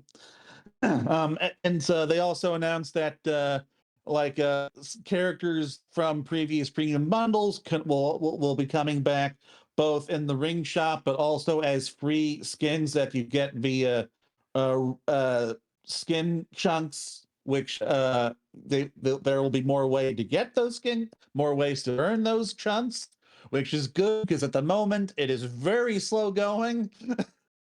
Getting characters that are unlocked that way. Um, and on top of that, they're going to be making large scale improvements to gameplay modes, and like I said before, changes to the user interface. So that should hopefully address some long-standing concerns with how the game can be less than accessible for people. I the problem is the economy wasn't the issue I tended to have with this game. The problem, I will agree with Like, you that another problem that this game has that they are not addressing is that like there are like anywhere between like 2 to 4 different uh, pr- price it's premium it's passes at any it's given time. its economic strategy is extremely fractured. Like, it's just unclear, like, what they want to move people towards buying. Like, that continues to be my issue more so than like, well, these really ugly skins are super expensive. I don't need to buy the really ugly skins. I just need you to kind of make it obvious, like, okay, if I'm a mid-range if I'm a mid-range buyer, what are you pushing me towards? What are you guiding me towards? Rather than trying to say, well, you can get this, and you could get this, you could get this, you could get this, and just have I would these say that they are frequent parallel tracks. I would say that they are largely guiding you towards the cheaper skins and stickers and buddies, but like, Right, but I don't. Right, but to have multiple parallel subscription tracks is a problem. It is a design problem. yeah, like they should not be doing one that. thing that Yeah. I feel would solve a lot of problems is if they had one subscription that gave you like all of the passes, gave you monthly reg star rings, gave you discounts on the characters, and like all Made its value unified clear. everything Like, to a single economy, because like they have that $3 subscription, which does not give me anything that I'm really interested in. Like, oh, you can earn more you rings, you can like get double your experience, but it's like you get like a one-time infusion of 15 red star rings, which is nothing in this economy. They have put me in a position where I have to sit and figure out, okay, do I want this subscription or do I want this subscription, or they've got this one, or do I want to wait for the next one? And they've already lost. Like, they've already lost me. They've already made the decision Really, pointlessly there's complex. only one season pass you have to worry about, and that's the crossover one. That's the one in the upper right. That's the one that gets you the Godzilla stuff. That's the one that gets you the Knight stuff. Well, like That's the one that gets you the Sonic Prime stuff. That's the issue that's the for one me. that's for me. The other ones, I don't give a crap about the other two at all. They do nothing for me. I remember I kept like thinking, okay, am I gonna buy now? Am I gonna buy now? Am I gonna buy now? Because like I said like a long time ago on this show, I'm going to spend some money on this game. I just need to find the right thing to spend money on. And that ended up being what they debuted this week, the Nights into Dreams They thing. figured out your fan like service. I knew something like that was almost certainly coming because we have the SEGA That's right, the Star Bonanza Passes. Brothers. That's what you went for. No, that's my fan Like service. I probably would have spent the money on the Fantasy Zone stuff. Had that Well, like Gold been Rings running for after Fantasy the Zone at least launch. got Oopa Oopa, if not Opa Opa. And I really Hmm. can't tell the difference between the two outside of color palette. Opa has the better color palette, so that is the difference. It's a slightly Um, different color palette. but like I technically still haven't bought the Nike's Pass, but I will buy it very soon. Um, but it's like yeah, so it's like I thought okay, should I should buy that. I'm gonna buy the General Pass, and then I forget. I stop playing the game and I wasn't gonna buy anything until I know I'm playing the game, and then that's gone. And so it's like I don't know. Like I've been very bad at spending money on this game, and that's at least partially just comes down to how the game works, I think. It's not a mechanically complex game.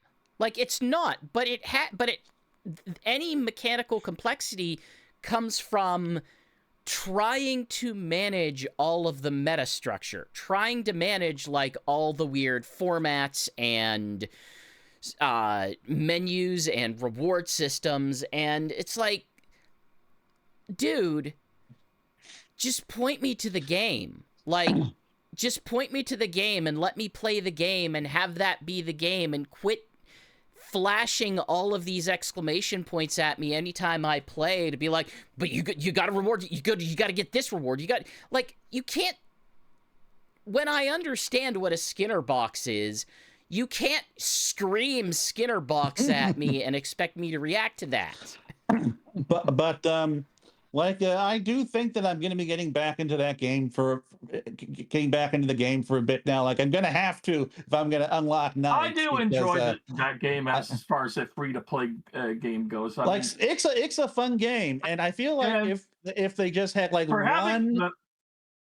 The main cast is just very generous as far as just everything's gold rings for that main cast, so it's always free.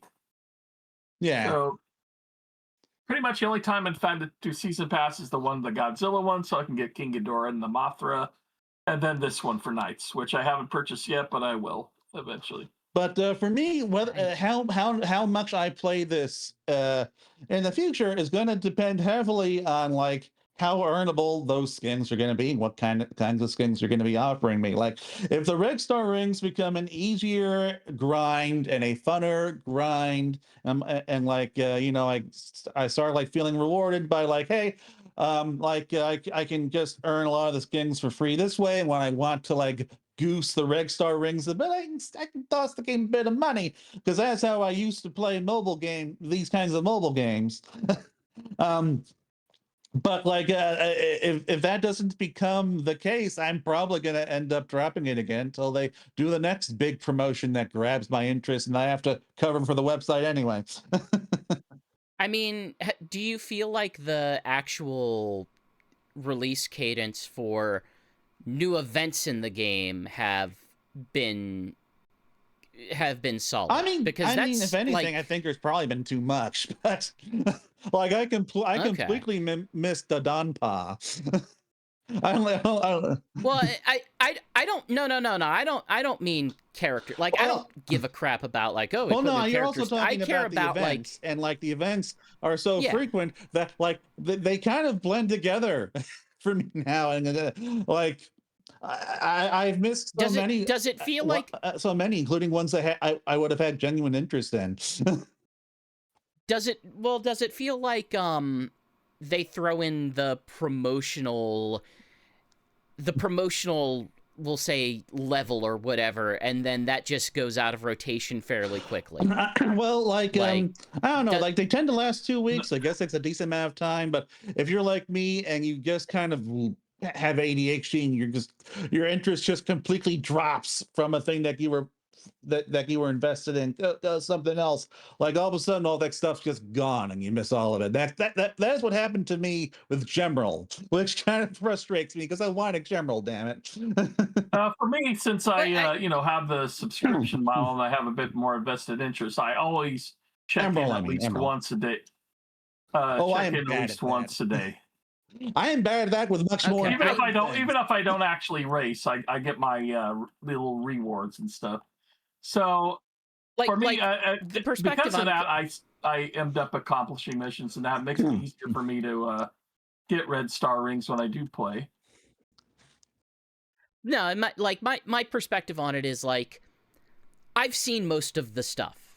Like, I've played most of the activities that they have to offer, and I'm just wondering if, like, are they making the pool of them bigger, or does it simply feel like they have promotional ones every so often that go in and out of rotation and just never have a real chance to return? Are you talking about the skins or something else? Or skins or the levels? No, I don't. No, I'm talking about the actual game. Some of those the game part of the game. Well, I still occasionally run into the Shadow one, and even though the Godzilla one's been gone for a while, that level still shows up every once in a while. Really, the Godzilla level still shows up?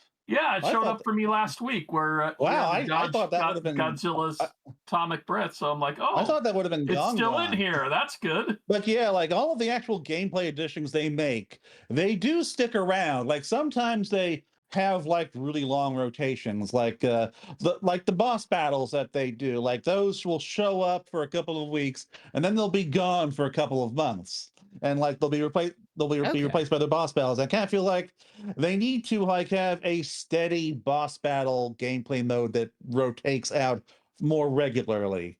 Like I think I would prefer that how they currently do it, but nothing has left the game. Okay, the criticism I'm trying to get at is like, it didn't feel at the start of the game like there was just enough content, because I can't grind these things the same way that you can. I can't go into this loop of like, well, I have to play every day. Part of the issue, just because I'm gonna get bored because it's all so repetitive. Part of the issue with this game, especially early on, is that it's just very bad at rotating stages, and so you get a lot of repeats. Like I have gotten the goddamn Sandopolis ring level so many times. And there are like so many other ring battle levels now that they could be giving me, but they keep giving me that one. And it's like, it makes the content feel shallower than it actually is, because it's just like sometimes you just don't see other levels for a while. It's weird. I don't know how to explain it. Like there was a time when I was getting the City Escape one a lot, which I didn't mind as much because I really enjoy that one. So I don't know. It's weird.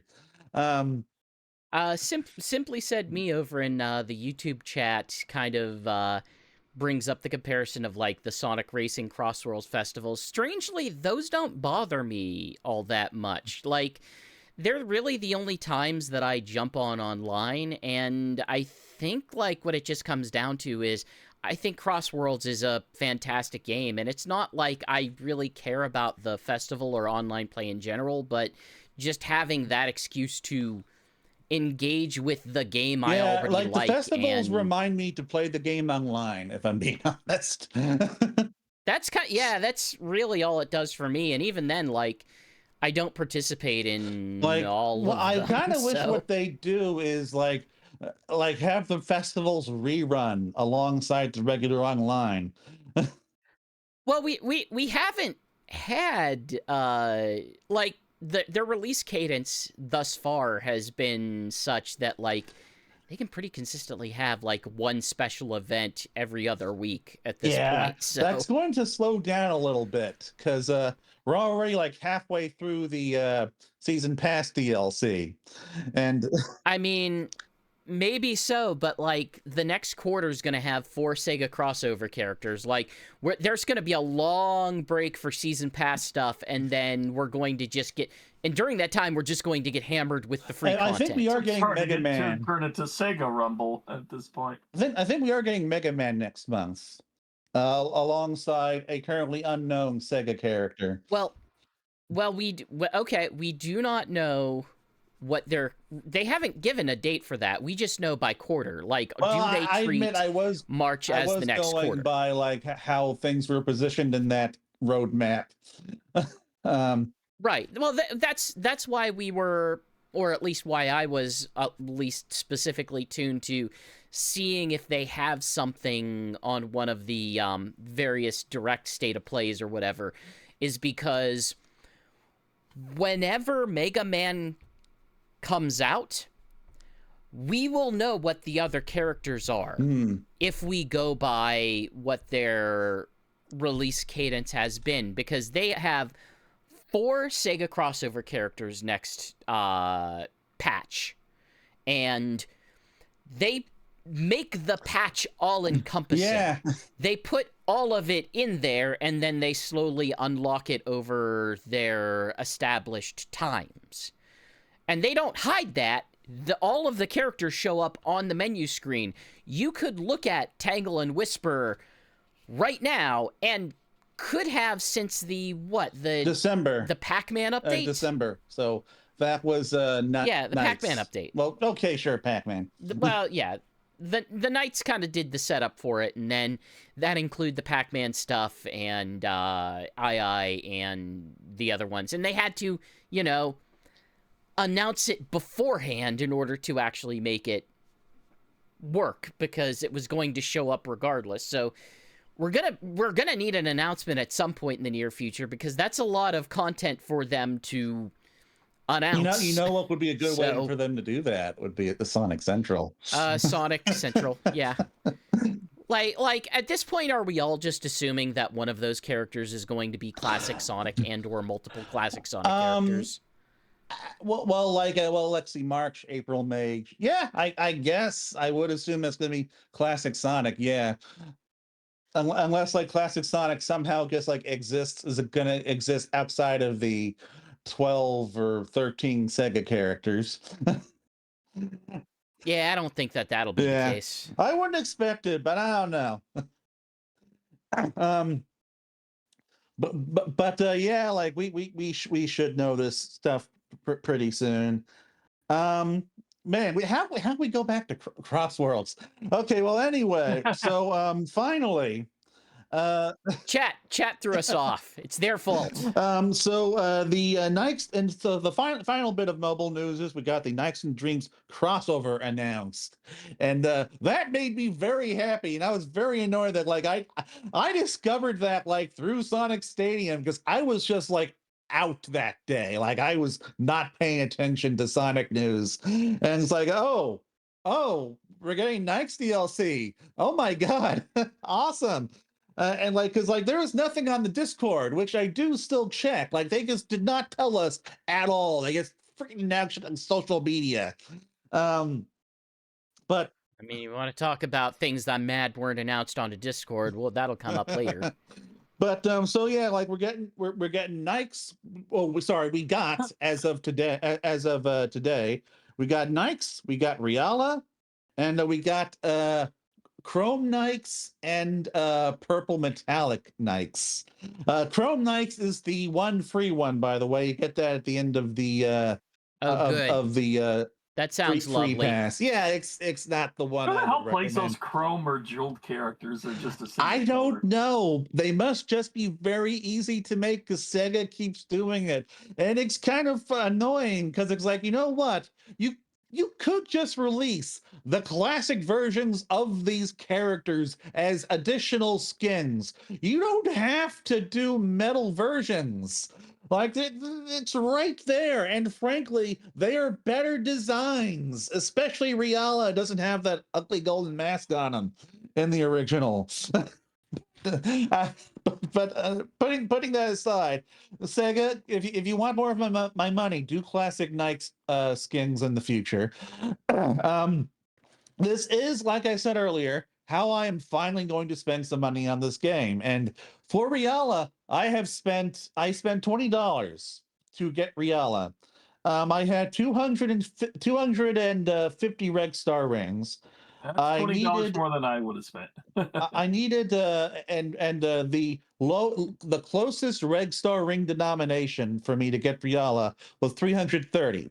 So I went ahead and I ordered and I earned like 20 more Reg Star rings and stakes challenges, and then spent my first money on this game. I spent $20, and I apparently apparently when you can buy the Red Star rings essentially like from an outside shop, like it opens a web browser in the game. Oh yeah, because once keep in mind this has been the legal battle Yeah. that places like that basically Epic has been fighting against Apple forever, that they want to have their outside purchases that does not give Apple their cut. So now effectively, depending on the country that you live in, everyone's going to try to do that now so that they don't have to Yeah, give and 30% to I Apple. think they had other bundles that you could just buy in app, but the 331 was specifically out of app, and so that was surprisingly like a little more complex than I was expecting. So it took me like a few minutes to put in all my info and everything and get that purchase, but finally did unlock Riala, and Riala is really cool. He has his victory animation is like his Nike's Journey of Dreams render. um, he's got a paraloop attack, which is cool. He can like circle other players and damage them. I got to pull that off successfully a couple of times. And it's just a nice looking model. Like these models, I think did translate pretty good to the toyish Sonic Rumble arc style. Certainly, I think better than maybe a couple of other crossover characters. I don't have Nikes yet because I'm gonna have to like grind through that pass first, but I will eventually have them, and I will buy my first and potentially only pass, and I'll finally get to talk about what it's like to grind through a Sonic Rumble pass, like in the actual game. Um, I guess I'll be Well, talking about that like next time, probably. my guess is that the experience would be playing the game a Oh yeah, bunch and I'm then getting expecting things off that. of it. I know, I think that's the nature of how that like I know works. that Blue Wolf Blix, who is the guy who created that Sonic Colors mod.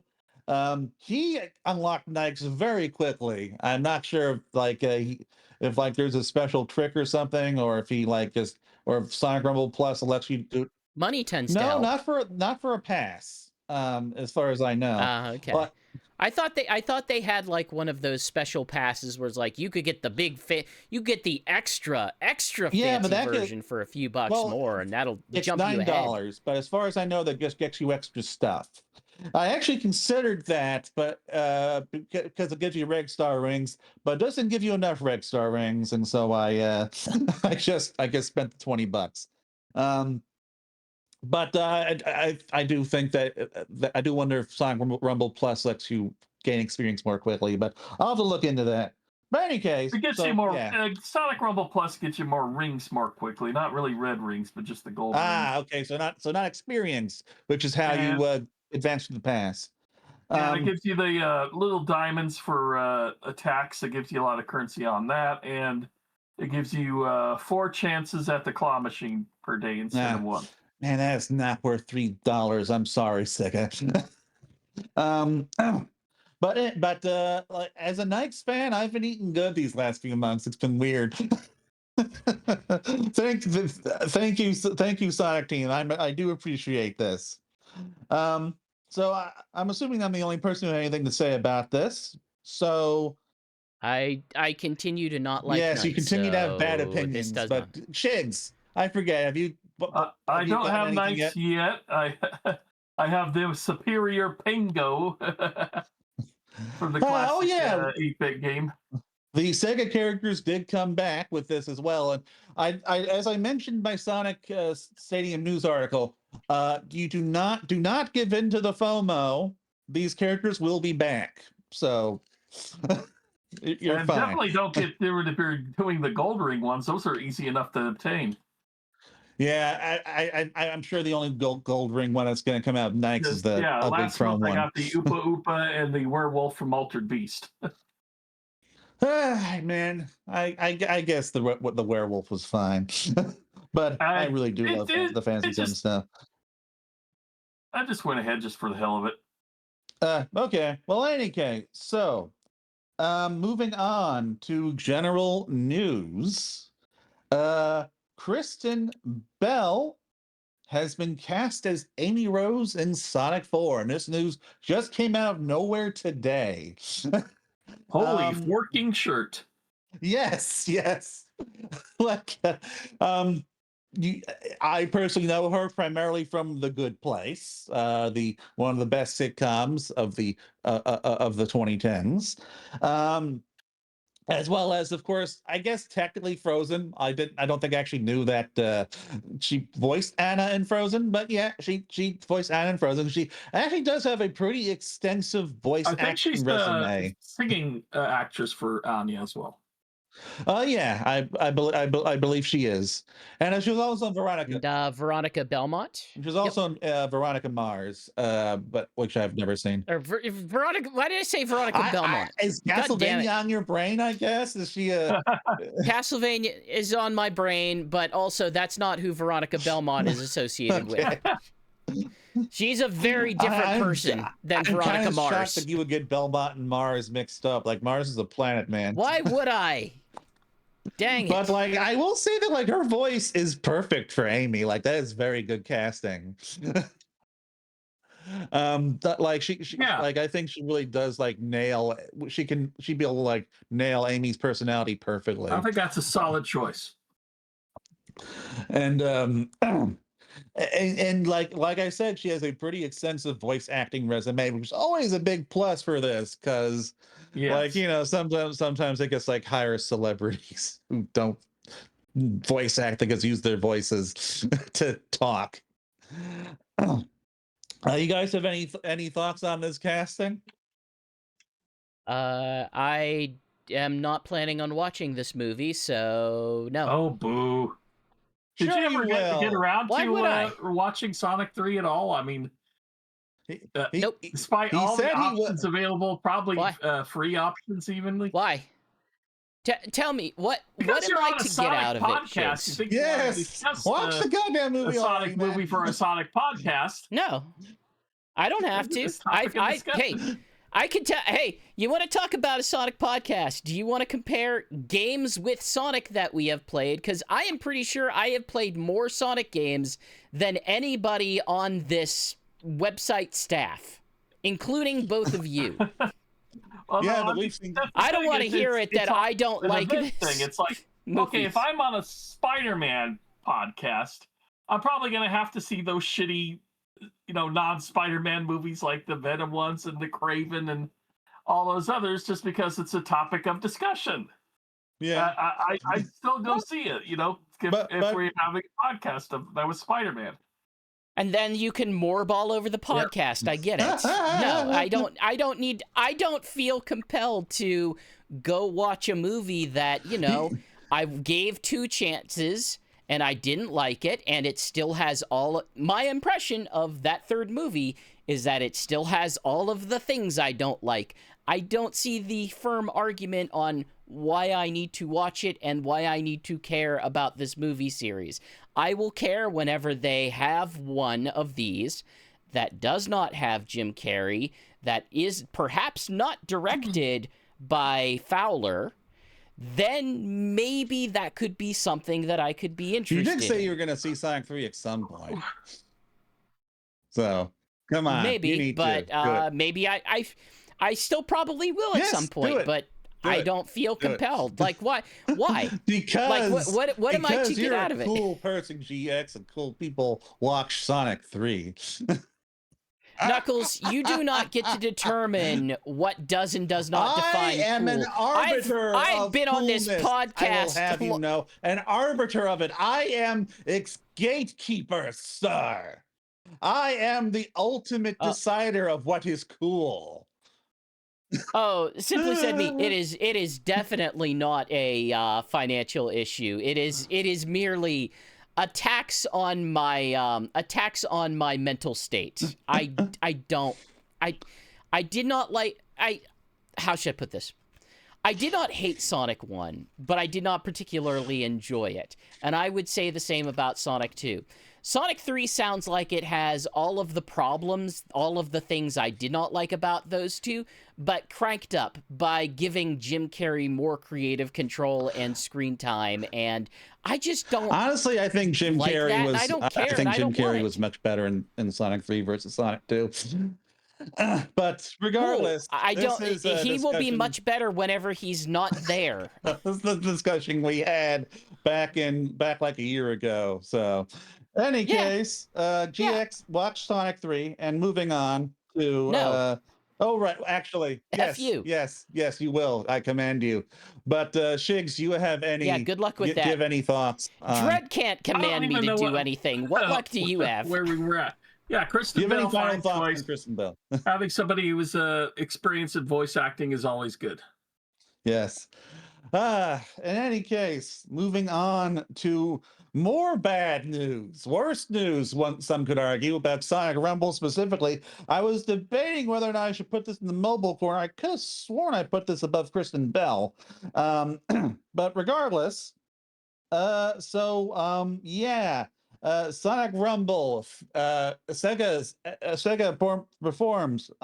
underperformed. And Sonic Rumble failed to meet most of its key product indicators, especially customer acquisition. Now, this is kind of something that we got hinted at like all the way back in November when we heard about how it's like when we heard that Sega guy say that, oh, way fewer people are playing this than we thought, but the people who are playing it are spending more money than we thought. And I don't know if people spending more money is one of the product indicators that it did meet, but regardless, Sonic Rumble is struggling. So, which honestly, like at looking back on things now, isn't especially surprising for me. Like I tend to not care too much about this stuff because I just want a thing that I enjoy. But like, yeah, like that I'm like between the confusing passes and the really expensive economy and the constant delays, like, yeah, that the game's going to struggle a bit after that, I guess. So like what are our thoughts on all this? Hey, guess what? The economy sucks. And the economy has sucked for a while because the economy is entirely held up by about 6 pillars of AI-related industries that are all trading fake money at each other until one of them falls and everything collapses. Yeah. Like that's not even like that thing you can really argue about. Like the economy is primarily being just held up by AI, and whether it's a bubble or not, I'm quite confident it is a bubble. Look, it's like, yeah, the rest of the economy is struggling right now. Like they specifically in regard to their mobile stuff, they had extremely high expectations for what kind of return these would be. Like, I, as someone who wrote up the last financial statement before this one, like, they had really high expectations for what these things could have done, and user acquisition is frickin' hard in this environment And they right did bring now. up Like, how, like, between when we made our initial plans and when we launched everything, like a whole bunch of games came out that just like ate up all the yeah. market. And it's like, yeah, technically that's Like, not something you can really account for. Yeah. Mario, like, frickin' Mario has shown us that just because you're a big dog on console, just because you have, like, this identity in the specific console space does not really guarantee success elsewhere. And it feels like they kind of rely on the power of the Sonic brand, but they've also been... I think they learned the wrong lessons from Sonic X Shadow Generations and Sonic Frontiers. And I believe that lesson was, oh, Sonic's very popular. We can just print money by making more Sonic games. And Sonic Frontiers was the first Sonic game the first new Sonic game in a while. They gave people a chance to miss Sonic.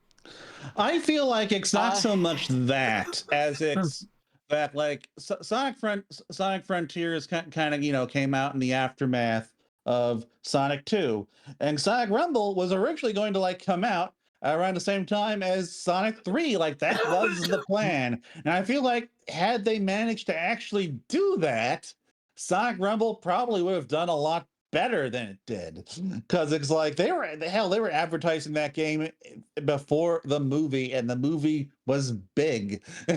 And it's like that is almost certainly part of how Sonic X Shadow Generations did as well as it did. It attached itself to the hip to Sonic 3, and like Yeah. I kind of feel like Sonic Rumble just took too long. Like, if it had come out in May, then maybe, it would have been able to get kind of some of that residual attention from Sonic 3. But no, it came out in November, and it came out after like a really long period of it being out for a while elsewhere. And so, like, it kind of just led to a game that, like, a bunch of us have played, a bunch of other people have been waiting to play, to the point where it's like, you lose interest and you move on to other things. And like for me, like I played the game a lot while it was out internationally. But like, eventually I gotta do other things. It's well, and not even that. Like, look, I've said explicitly, I like the game fine, but they didn't make a frickin' Genshin Impact. They didn't make a Fortnite. They made like a pseudo but simpler Fall Guys, right. And we already have a Fall Guys. I don't think they're going to recapture that market just because it's this other thing but Sonic. Mechanically, they made a very simple game. They made a minigame collection that has a hook of being a battle royale, and that doesn't fly in the same way that it could have at a previous, I don't know, 5, 10, 8 years, something like that. Like, this was always going to be an uphill battle for this game, because it's ambitious in how asset polished it is, but it's not ambitious in the type of game it is. It's not attention grabbing in the type of game it is. There's nothing that it's doing that is like, okay, how do you get people to care about this? Like, the people that are not Sonic fans that I kind of follow, who were sort of drawn into it by, like, either being sponsored as a streamer or just checking out just for the sake of checking out, they were at best half interested. Like, you weren't getting people who really actually cared about this, because, like, what is there to it? Like, it's a lot of fan service. It's a lot of mini games. Are you going to keep people over time? Like, are you going to bring in people who aren't fan service seeking Sonic fans with that? Like, you love it because you get to collect all your little digital action figures and run I them also around love on it the because thing. it's just a fun game, for the record. Well, it is a fun game. And Would you play it at part of the all problem, if I it were think, not Sonic? with this is also, and I can't believe the Sega's, you know, there's a lot of the good stuff is free, and then there's just the larger stuff like the Knights and the Godzilla stuff, and that even Godzilla was free. It was King Ghidorah, and I shouldn't be saying this, but it's possible they're not being greedy enough with this. Shut up, free-to-play Chicks. game. Shut up. That's I hate don't saying that, because I mean, I'm on the opposite end with Speedstorm, where they're getting way too greedy to the point I just want to strangle them. Well, the question. Well, let me put it this way. Knights obviously gets Knuckles because Knuckles is Because it's a classic freaking Sega fanboy franchise. Let's just leave it at that. It very much appeals to him because that is a franchise that really has his interests in. Great. They got someone who cares, who is already a big Sega fan. Who else? Well, they try to go after Godzilla fans, I guess. They got some Godzilla. Yep. There was a point in time where it looked like they were going to do something with My Hero Academia, which might have been something, but at the same time, like, gameplay wise, what are they doing? Like, what is this game doing that you can't get elsewhere? I guess enjoy. That's my question. I guess enjoy the racing, right, and most of the mini games. Sure, no. I get that. No, I want you to step outside of yourself. Step outside of yourself. If you're already having your other games, what is this thing doing that would pull you in if you already have your standard slate of games? If you are, say, not the massive Sega Sonic fan. I mean, I don't really know how to answer that question.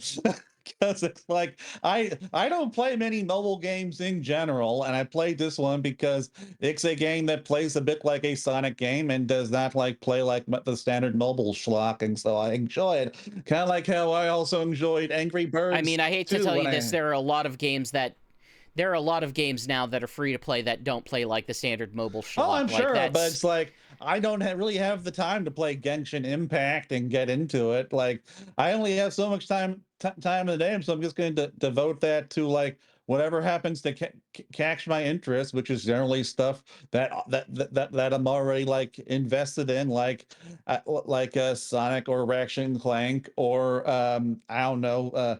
I was trying out Xbox emulation recently, so I don't know.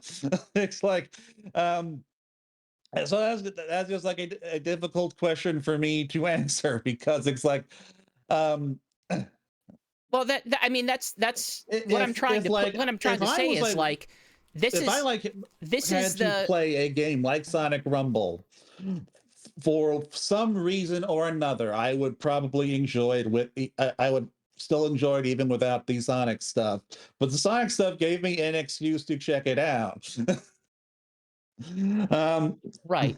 So like what I'm trying to get at is, like, user acquisition is hard. You have to you can get people in, and it looks like they got a lot of people to give this a try, but it also sounds like the drop off was fairly significant. I'm trying to think of what's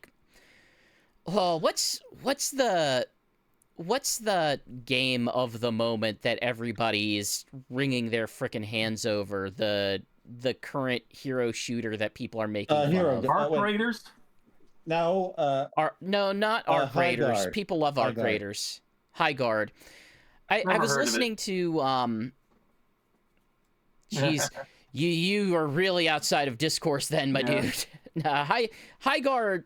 So Jeff Gerstmann was kind of talking about Highguard on his podcast this week, and just kind of the conspiracy theories that people have built around this. Like, well, Jeff Keighley, he killed it by giving them a space on the Game Awards. And the answer is no. If you actually look at user participation on that, he pointed out that Highguard had really high player count for like the first couple days, and then it just dropped off a cliff. And It that dropped kind of off tells a you, like, cliff yeah, people, within like a couple of hours, as I understand it.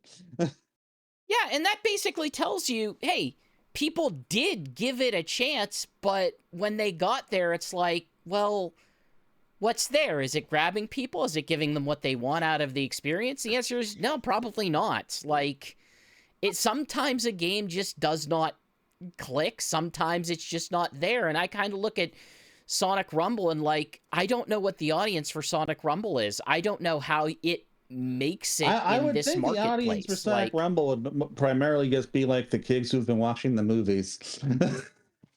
Yeah, I think and there's only so much that you can get out of that. It's possible that the gameplay loop of it, which is basically a simpler Fall Guys, it's a bunch of Mario Party mini games as much as they'd hoped.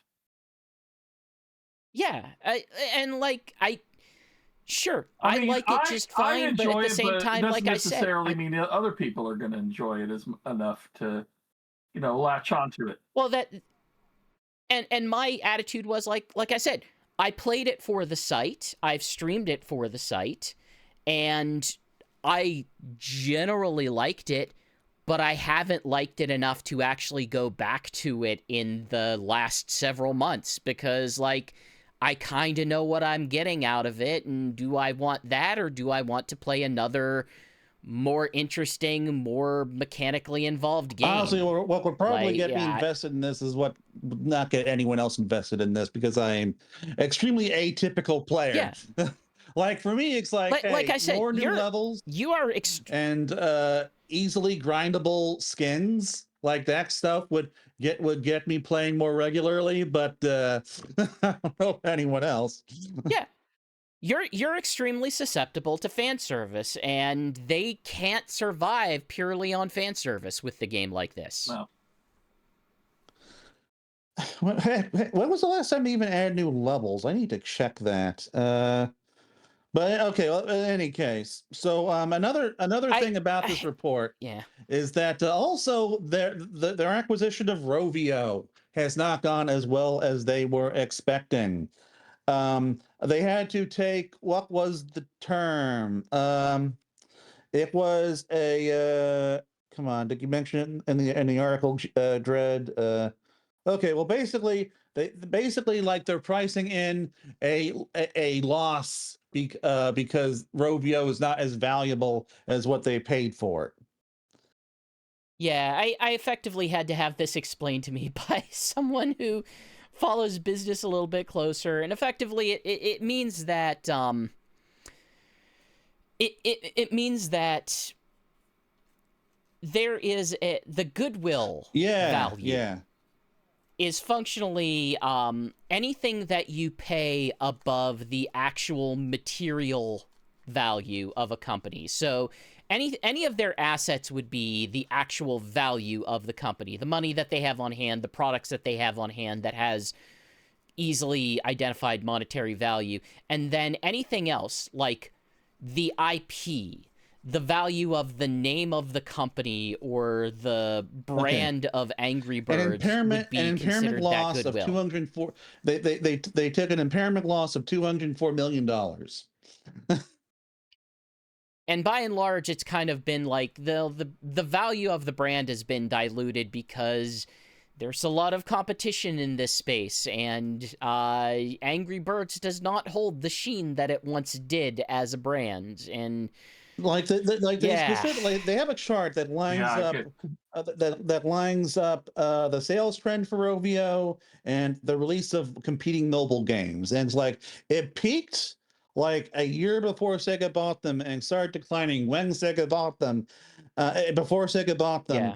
And then like Whiteout Survival came out, Monopoly Go, Last War Survival, Squad Busters, Royal Kingdom. These all came out over the course of like a couple of years. And like I've seen all these games get advertised in like Sonic Forces Mobile, so like I'm aware of them.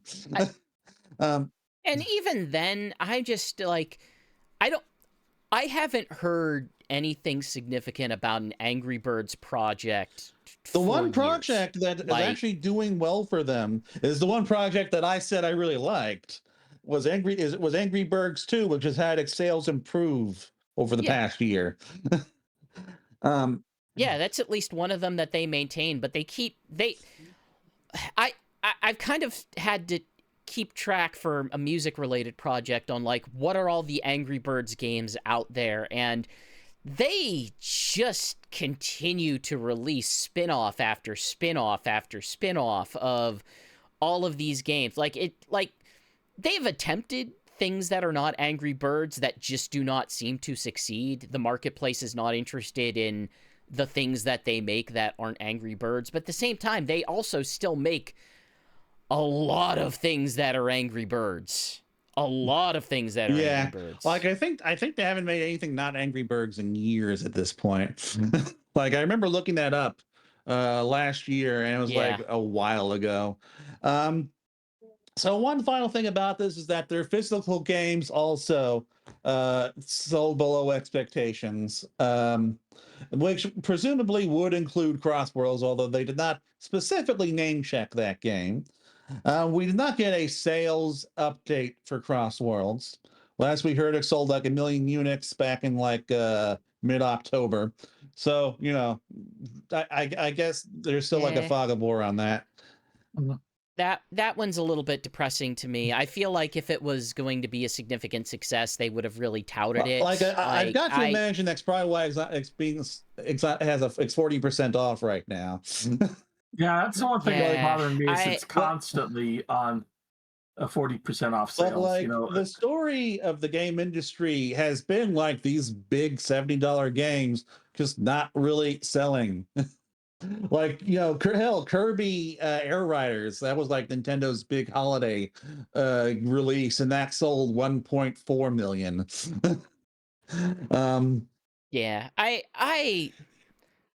it makes me depressed personally because of how much, like, this was the Sonic game in the past. Like, in terms of releases, the last Sonic game that I probably liked at a comparable level to this is the murder of Sonic the Hedgehog.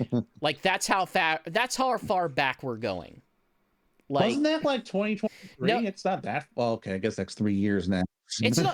It's not that far, but we have had like a Sonic Frontiers. We have had like a what's it called? Superstars. Shadow Generations. Yeah. We have had Superstar. You and I know you and I disagree on Superstars, but you have to admit, Superstars is the least interesting classic Sonic game out of, like, it's maybe better than Sonic 1, but it doesn't even stack up to Sonic 2. I definitely think Mania blows it out of the water, and so does Sonic 3 and Knuckles. I don't think it's better than Sonic 2. Like, I'm to the point now where I'm not sure it's better than Sonic CD.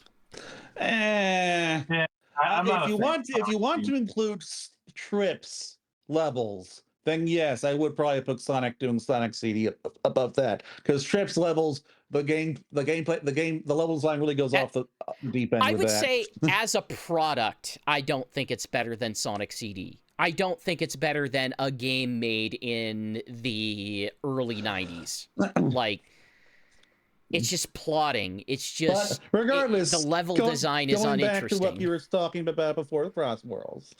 That was like the last project you really enjoyed. Yeah, it came out at such a bad time. Like, they picked the worst year to do something like this with so much competition, but it's such a good game. Well, here's hoping it's a slow burn and continues to sell, especially since we'll be getting updates throughout the year, and it's like Sonic's big anniversary year. So, you know, we'll see. So Fang's creator got interviewed by Time Extension recently, and he was very surprised that Fang Fang the Hunter became relevant again. Um, he's for many years I believed he was a forgotten character that nobody really knew. Only recently did I learn from overseas fans he was very active and popular in the comics, and it's yeah, like the comics is probably what kept Fang like relevant until like Sega decided to do something with him again. Um, but he considered it's always interesting hearing hearing TOUMA talk about Fang, because it's like this is like this minor Sonic character that means so much to him. In the interview he called Fang his firstborn. I feel like he is my firstborn in a sense. He he was he was a reasonably, like, Fang's interesting in that, yeah, he was introduced in Sonic Triple Trouble, and there was the brief period where Sonic had enough character, like, big cast spin-offs that he did make it in other games. Like, he made it into Sonic Drift too, and he was in Sonic the Fighter. So like the things that, in the same way that we would think of like Sonic Racing CrossWorlds or one of the Olympic Games where you would have a bigger cast for it, like, he was sort of, you know, second tier or third tier in the classic Sonic cast of that specific Yeah, era. like I do specifically remember him and like really thinking, really enjoying his designing stuff. And I still think it's a shame that he can't exist in the modern universe. But I mean, it has his resurgence has been nice for me specifically. I do not I do not mind him not being in the modern universe if it meant that we had more consistent classic Sonic stuff. Like, I don't mind the branding separation, but to me it just means like, okay, but I wish that meant that we were getting more classic Sonic stuff. Well, we'll have more to talk about that in a little bit. But one final thing is that he did talk about those Sonic toys that he made for Sega last year. Um, and he said that that designing them was a meaningful experience. I planned the project myself, redesigned the characters, and created the prototypes. It is a product I feel very strongly about. During the supervision process with Sega, I often communicated with people who had once been my superiors, which made the experience very emotional and meaningful for me. So, like, yeah, because he is a toy maker now, which is Yeah. So, moving on to the thing that GX, I hope you've read about, because I just know it's a board game. Uh, the Kinda, Sonic sorta. Knock board game got unveiled at the New York City Toy Fair I think more than anything, I just have a gripe that by Kest. they didn't announce it on their own They Discord. sent us a Like, tweet, and they sent us a DM on Twitter.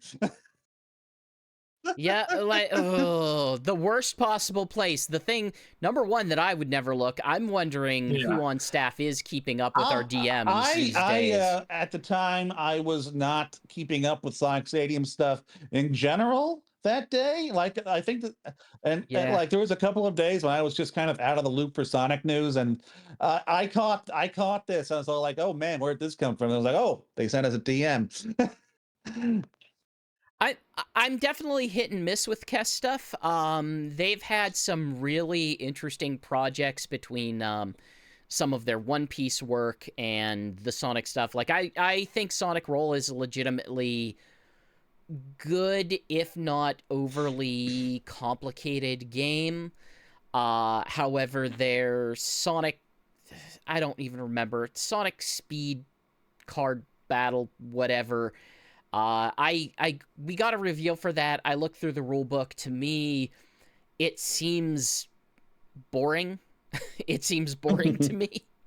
But this looks like it's potentially interesting. It's some sort of 3D disc based game With where cards. you kind of, With cards, yeah, but like, it seems like a lot of the game is just trying to get specific specific tokens into specific slots all around the board to accomplish specific things.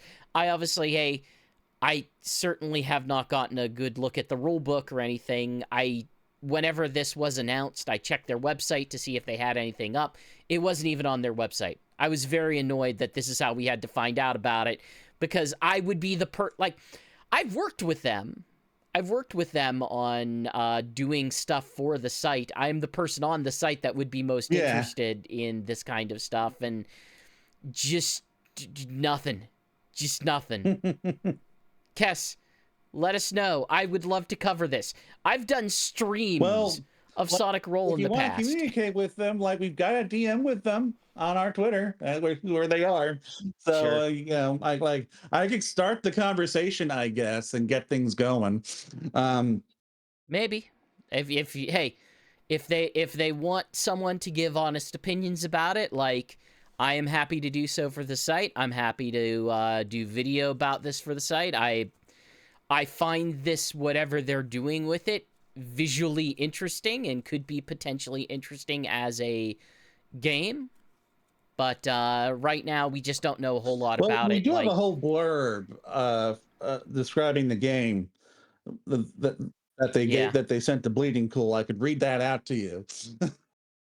No, it's fine. It's up on the site. I've got links in the show notes for the thing if you're watching this on YouTube in the future. Right.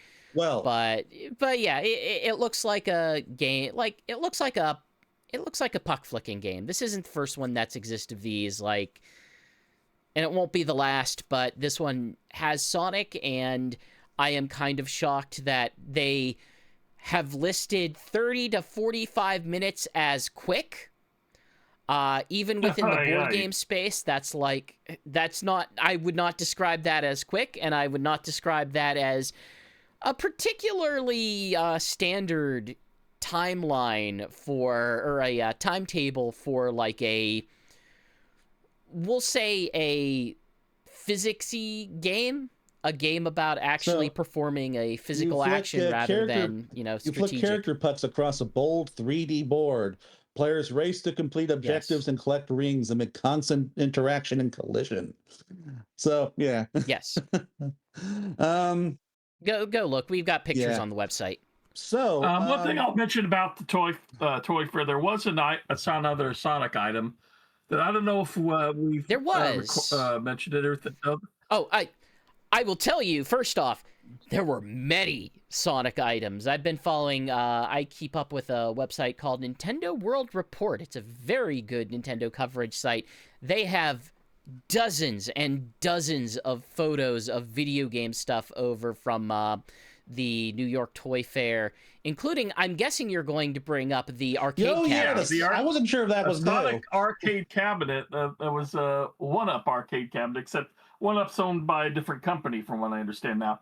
And now these are not smaller cabinets where you have to put a riser on it. These are full-size cabinets they're selling. They made a full-size Sonic arcade cabinet, and then they stuck Sonic 1. They are making full-sized mini cabinets. Sonic 2, Spinball, and 3D Blast. They could have given me freaking Sega Sonic Arcade, and they gave me Sonic 1 again. Well, no, they're not. They weren't. I know they'll never give me that game, but god damn it, do it! It's the control wheel more than anything. Like, they would and they're not. One Up Arcade was not above putting a scroll wheel in it, or not a scroll wheel, trackball. But this probably was out of scope for that. Like, I would be surprised if Sega would let them. They should, honestly. They should, goddammit. I would buy that. Like, come on. Sure. Do it. But in any case, yeah, like, I guess if you want a full-size arcade cabinet with games you could play on your, Switch, I won't say phone, on your Switch, and sure, go nuts, I guess. Speaking of, so going back to some classic content, Darn it. the Sonic 35th anniversary IDW comic has leaked. Which is not, it's not a thing. It leaked on our website of all places with this. The announcement has Yes. leaked. The announcement has leaked, not the the comic has announcement leaked. on our website, and it is unsurprisingly a classic Sonic comic. It sounds like something along the lines of Seasons of Chaos and X one larger storyline involving the entire classic Sonic cast. Sonic and friends must work with Mighty, Ray, Fang, Bean, and Bark to stop Metal Sonic, who seems to have been given some kind of world-ending power by a meteorite that crashed into the planet and has the ability to spontaneously create life. So that is a bit of a heavy story for classic Sonic from the sounds of it. Some sort of Phantom Ruby or something. I don't think it's a Phantom Ruby thing. When a bizarre No, it's meteor probably crash not. lands on the planet, Sonic and friends find that it has the power to create life. While they investigate, Eggman steals it and uses it to power up Metal Sonic, in the hopes of it will bring him total world domination. However, things go awry when Oh, Metal Sonic comes I up with his got own it. planet, destroy all life. I got it. They found the matrix of leadership. But in any case, this sounds cool. Shigs, what you have any thoughts? Not really. No. It's we had a 30th anniversary not too long ago now. We got one more here, and it's always fun to go back to the classic Sonic and check him out. We don't get enough classic Sonic in the IDW comics. Yeah, and I was Agreed. really banking on this happening, and I'm so glad that it did. I am kind of wondering, is like classic Sonic just gonna be like stuck in a cycle of constantly doing anniversary comics for everything but the Chaotix from here on out? I mean, until they can fully like get Sega's through approvals through line, approvals like funnel working properly, then probably. Like I still agree. Like there's not really any excuse why there aren't more than one IDW series, and aside from and Sega not being able to in the handle it. latest AIPT, like they were asked, "Hey, can we have a Sonic Universe type comic series?" And they said, "We'll see." But so this is being so this the only creator listed for this is writer artist Yasmin Omar Atta. We don't know. We don't know if she's the writer or the artist or both. I would assume the writer because she came out and said, "Yeah, I'm working on this," and she's really they're really happy about it because they are a huge fan of Mighty and Ray specifically, and of course, Mighty and Ray are in the comic. um, so yeah, like this is their first opportunity to actually work on those characters, so that's nice.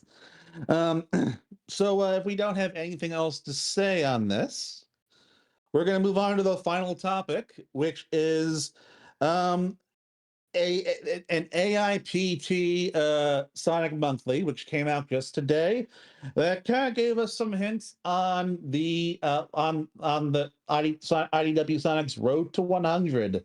So of course we are currently in the midst of the storyline that's introducing Sage, and it does kind of seem like we're about to get the big unveiling of who this mysteriously masked big bad guy is, and we know that we now know that they are going to be playing a role in the very next arc because they are in all of the covers for issue 87, which has Sonic, Tails, Amy, and Knuckles seemingly defending the Master Emerald from this person. And on top of that, we apparently we're going to be getting a Silver and Blaze storyline. Start running through issues 89 through 91, which is what they unveiled when they were asked about the Sonic Universe stuff. So they're gonna be starring in something. And apparently, like all of these storylines, starting with issue 82, are going to be like building up to contributing to a larger storyline culminating in issue 100. So, which is something that I've been wanting to see IDW do more of, because honestly, their stories do sometimes feel a bit small, but this at least sounds like it's going to be bigger in scope overall. Now, like, honestly, now that we kind of gotten our like full unveiling of like what the masked guy looks like, I really am thinking that it's probably Starline, but someone did bring up how the helmet does look kind of like the wand that Mephiles was stuck in.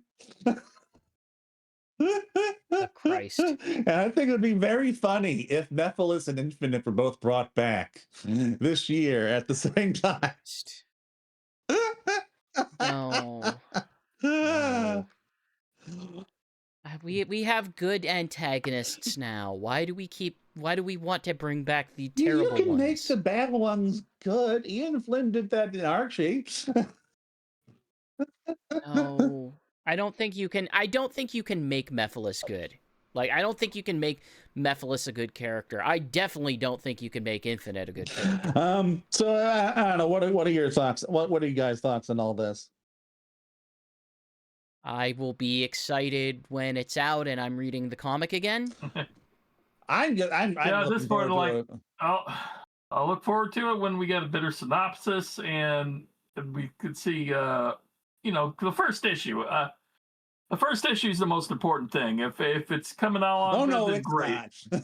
Like with IDW, I've had so many times where it's like, oh, the first issue was pretty entertaining, and then the final issue is like, oh, so that's how it ended, huh? Okay, that felt kind of anticlimactic and rushed. Like I at this point, like for me, it's just like, okay, how does the whole story play out? But at the very least, like I am excited at the prospects of a Silver and Blaze story, because of Sure. course Blaze is a good character, and Silver is good in IDW, and having them like actually feature a storyline together is like a thing we've never properly gotten before. Like I'm barely counting Sonic 06.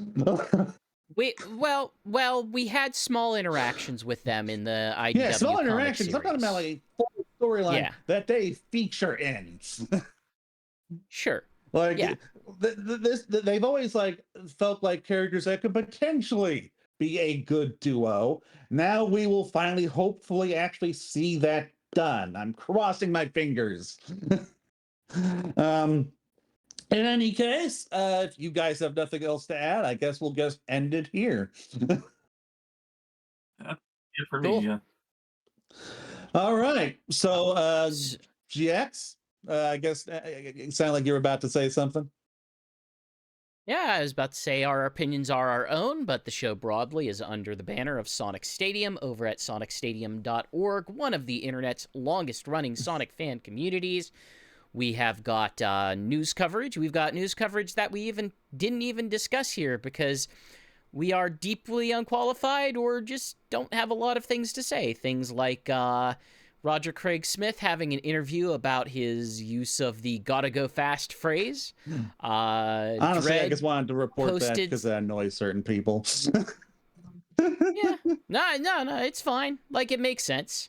But we also have stuff like Dredd reporting on something about Bring Me the Horizon, which I don't know what that is. I don't know either, which is why I completely ignored that. And he also reported something about an artist called The Weeknd, who I also don't know who that is. Yeah, same here. I do know The Weeknd, yeah.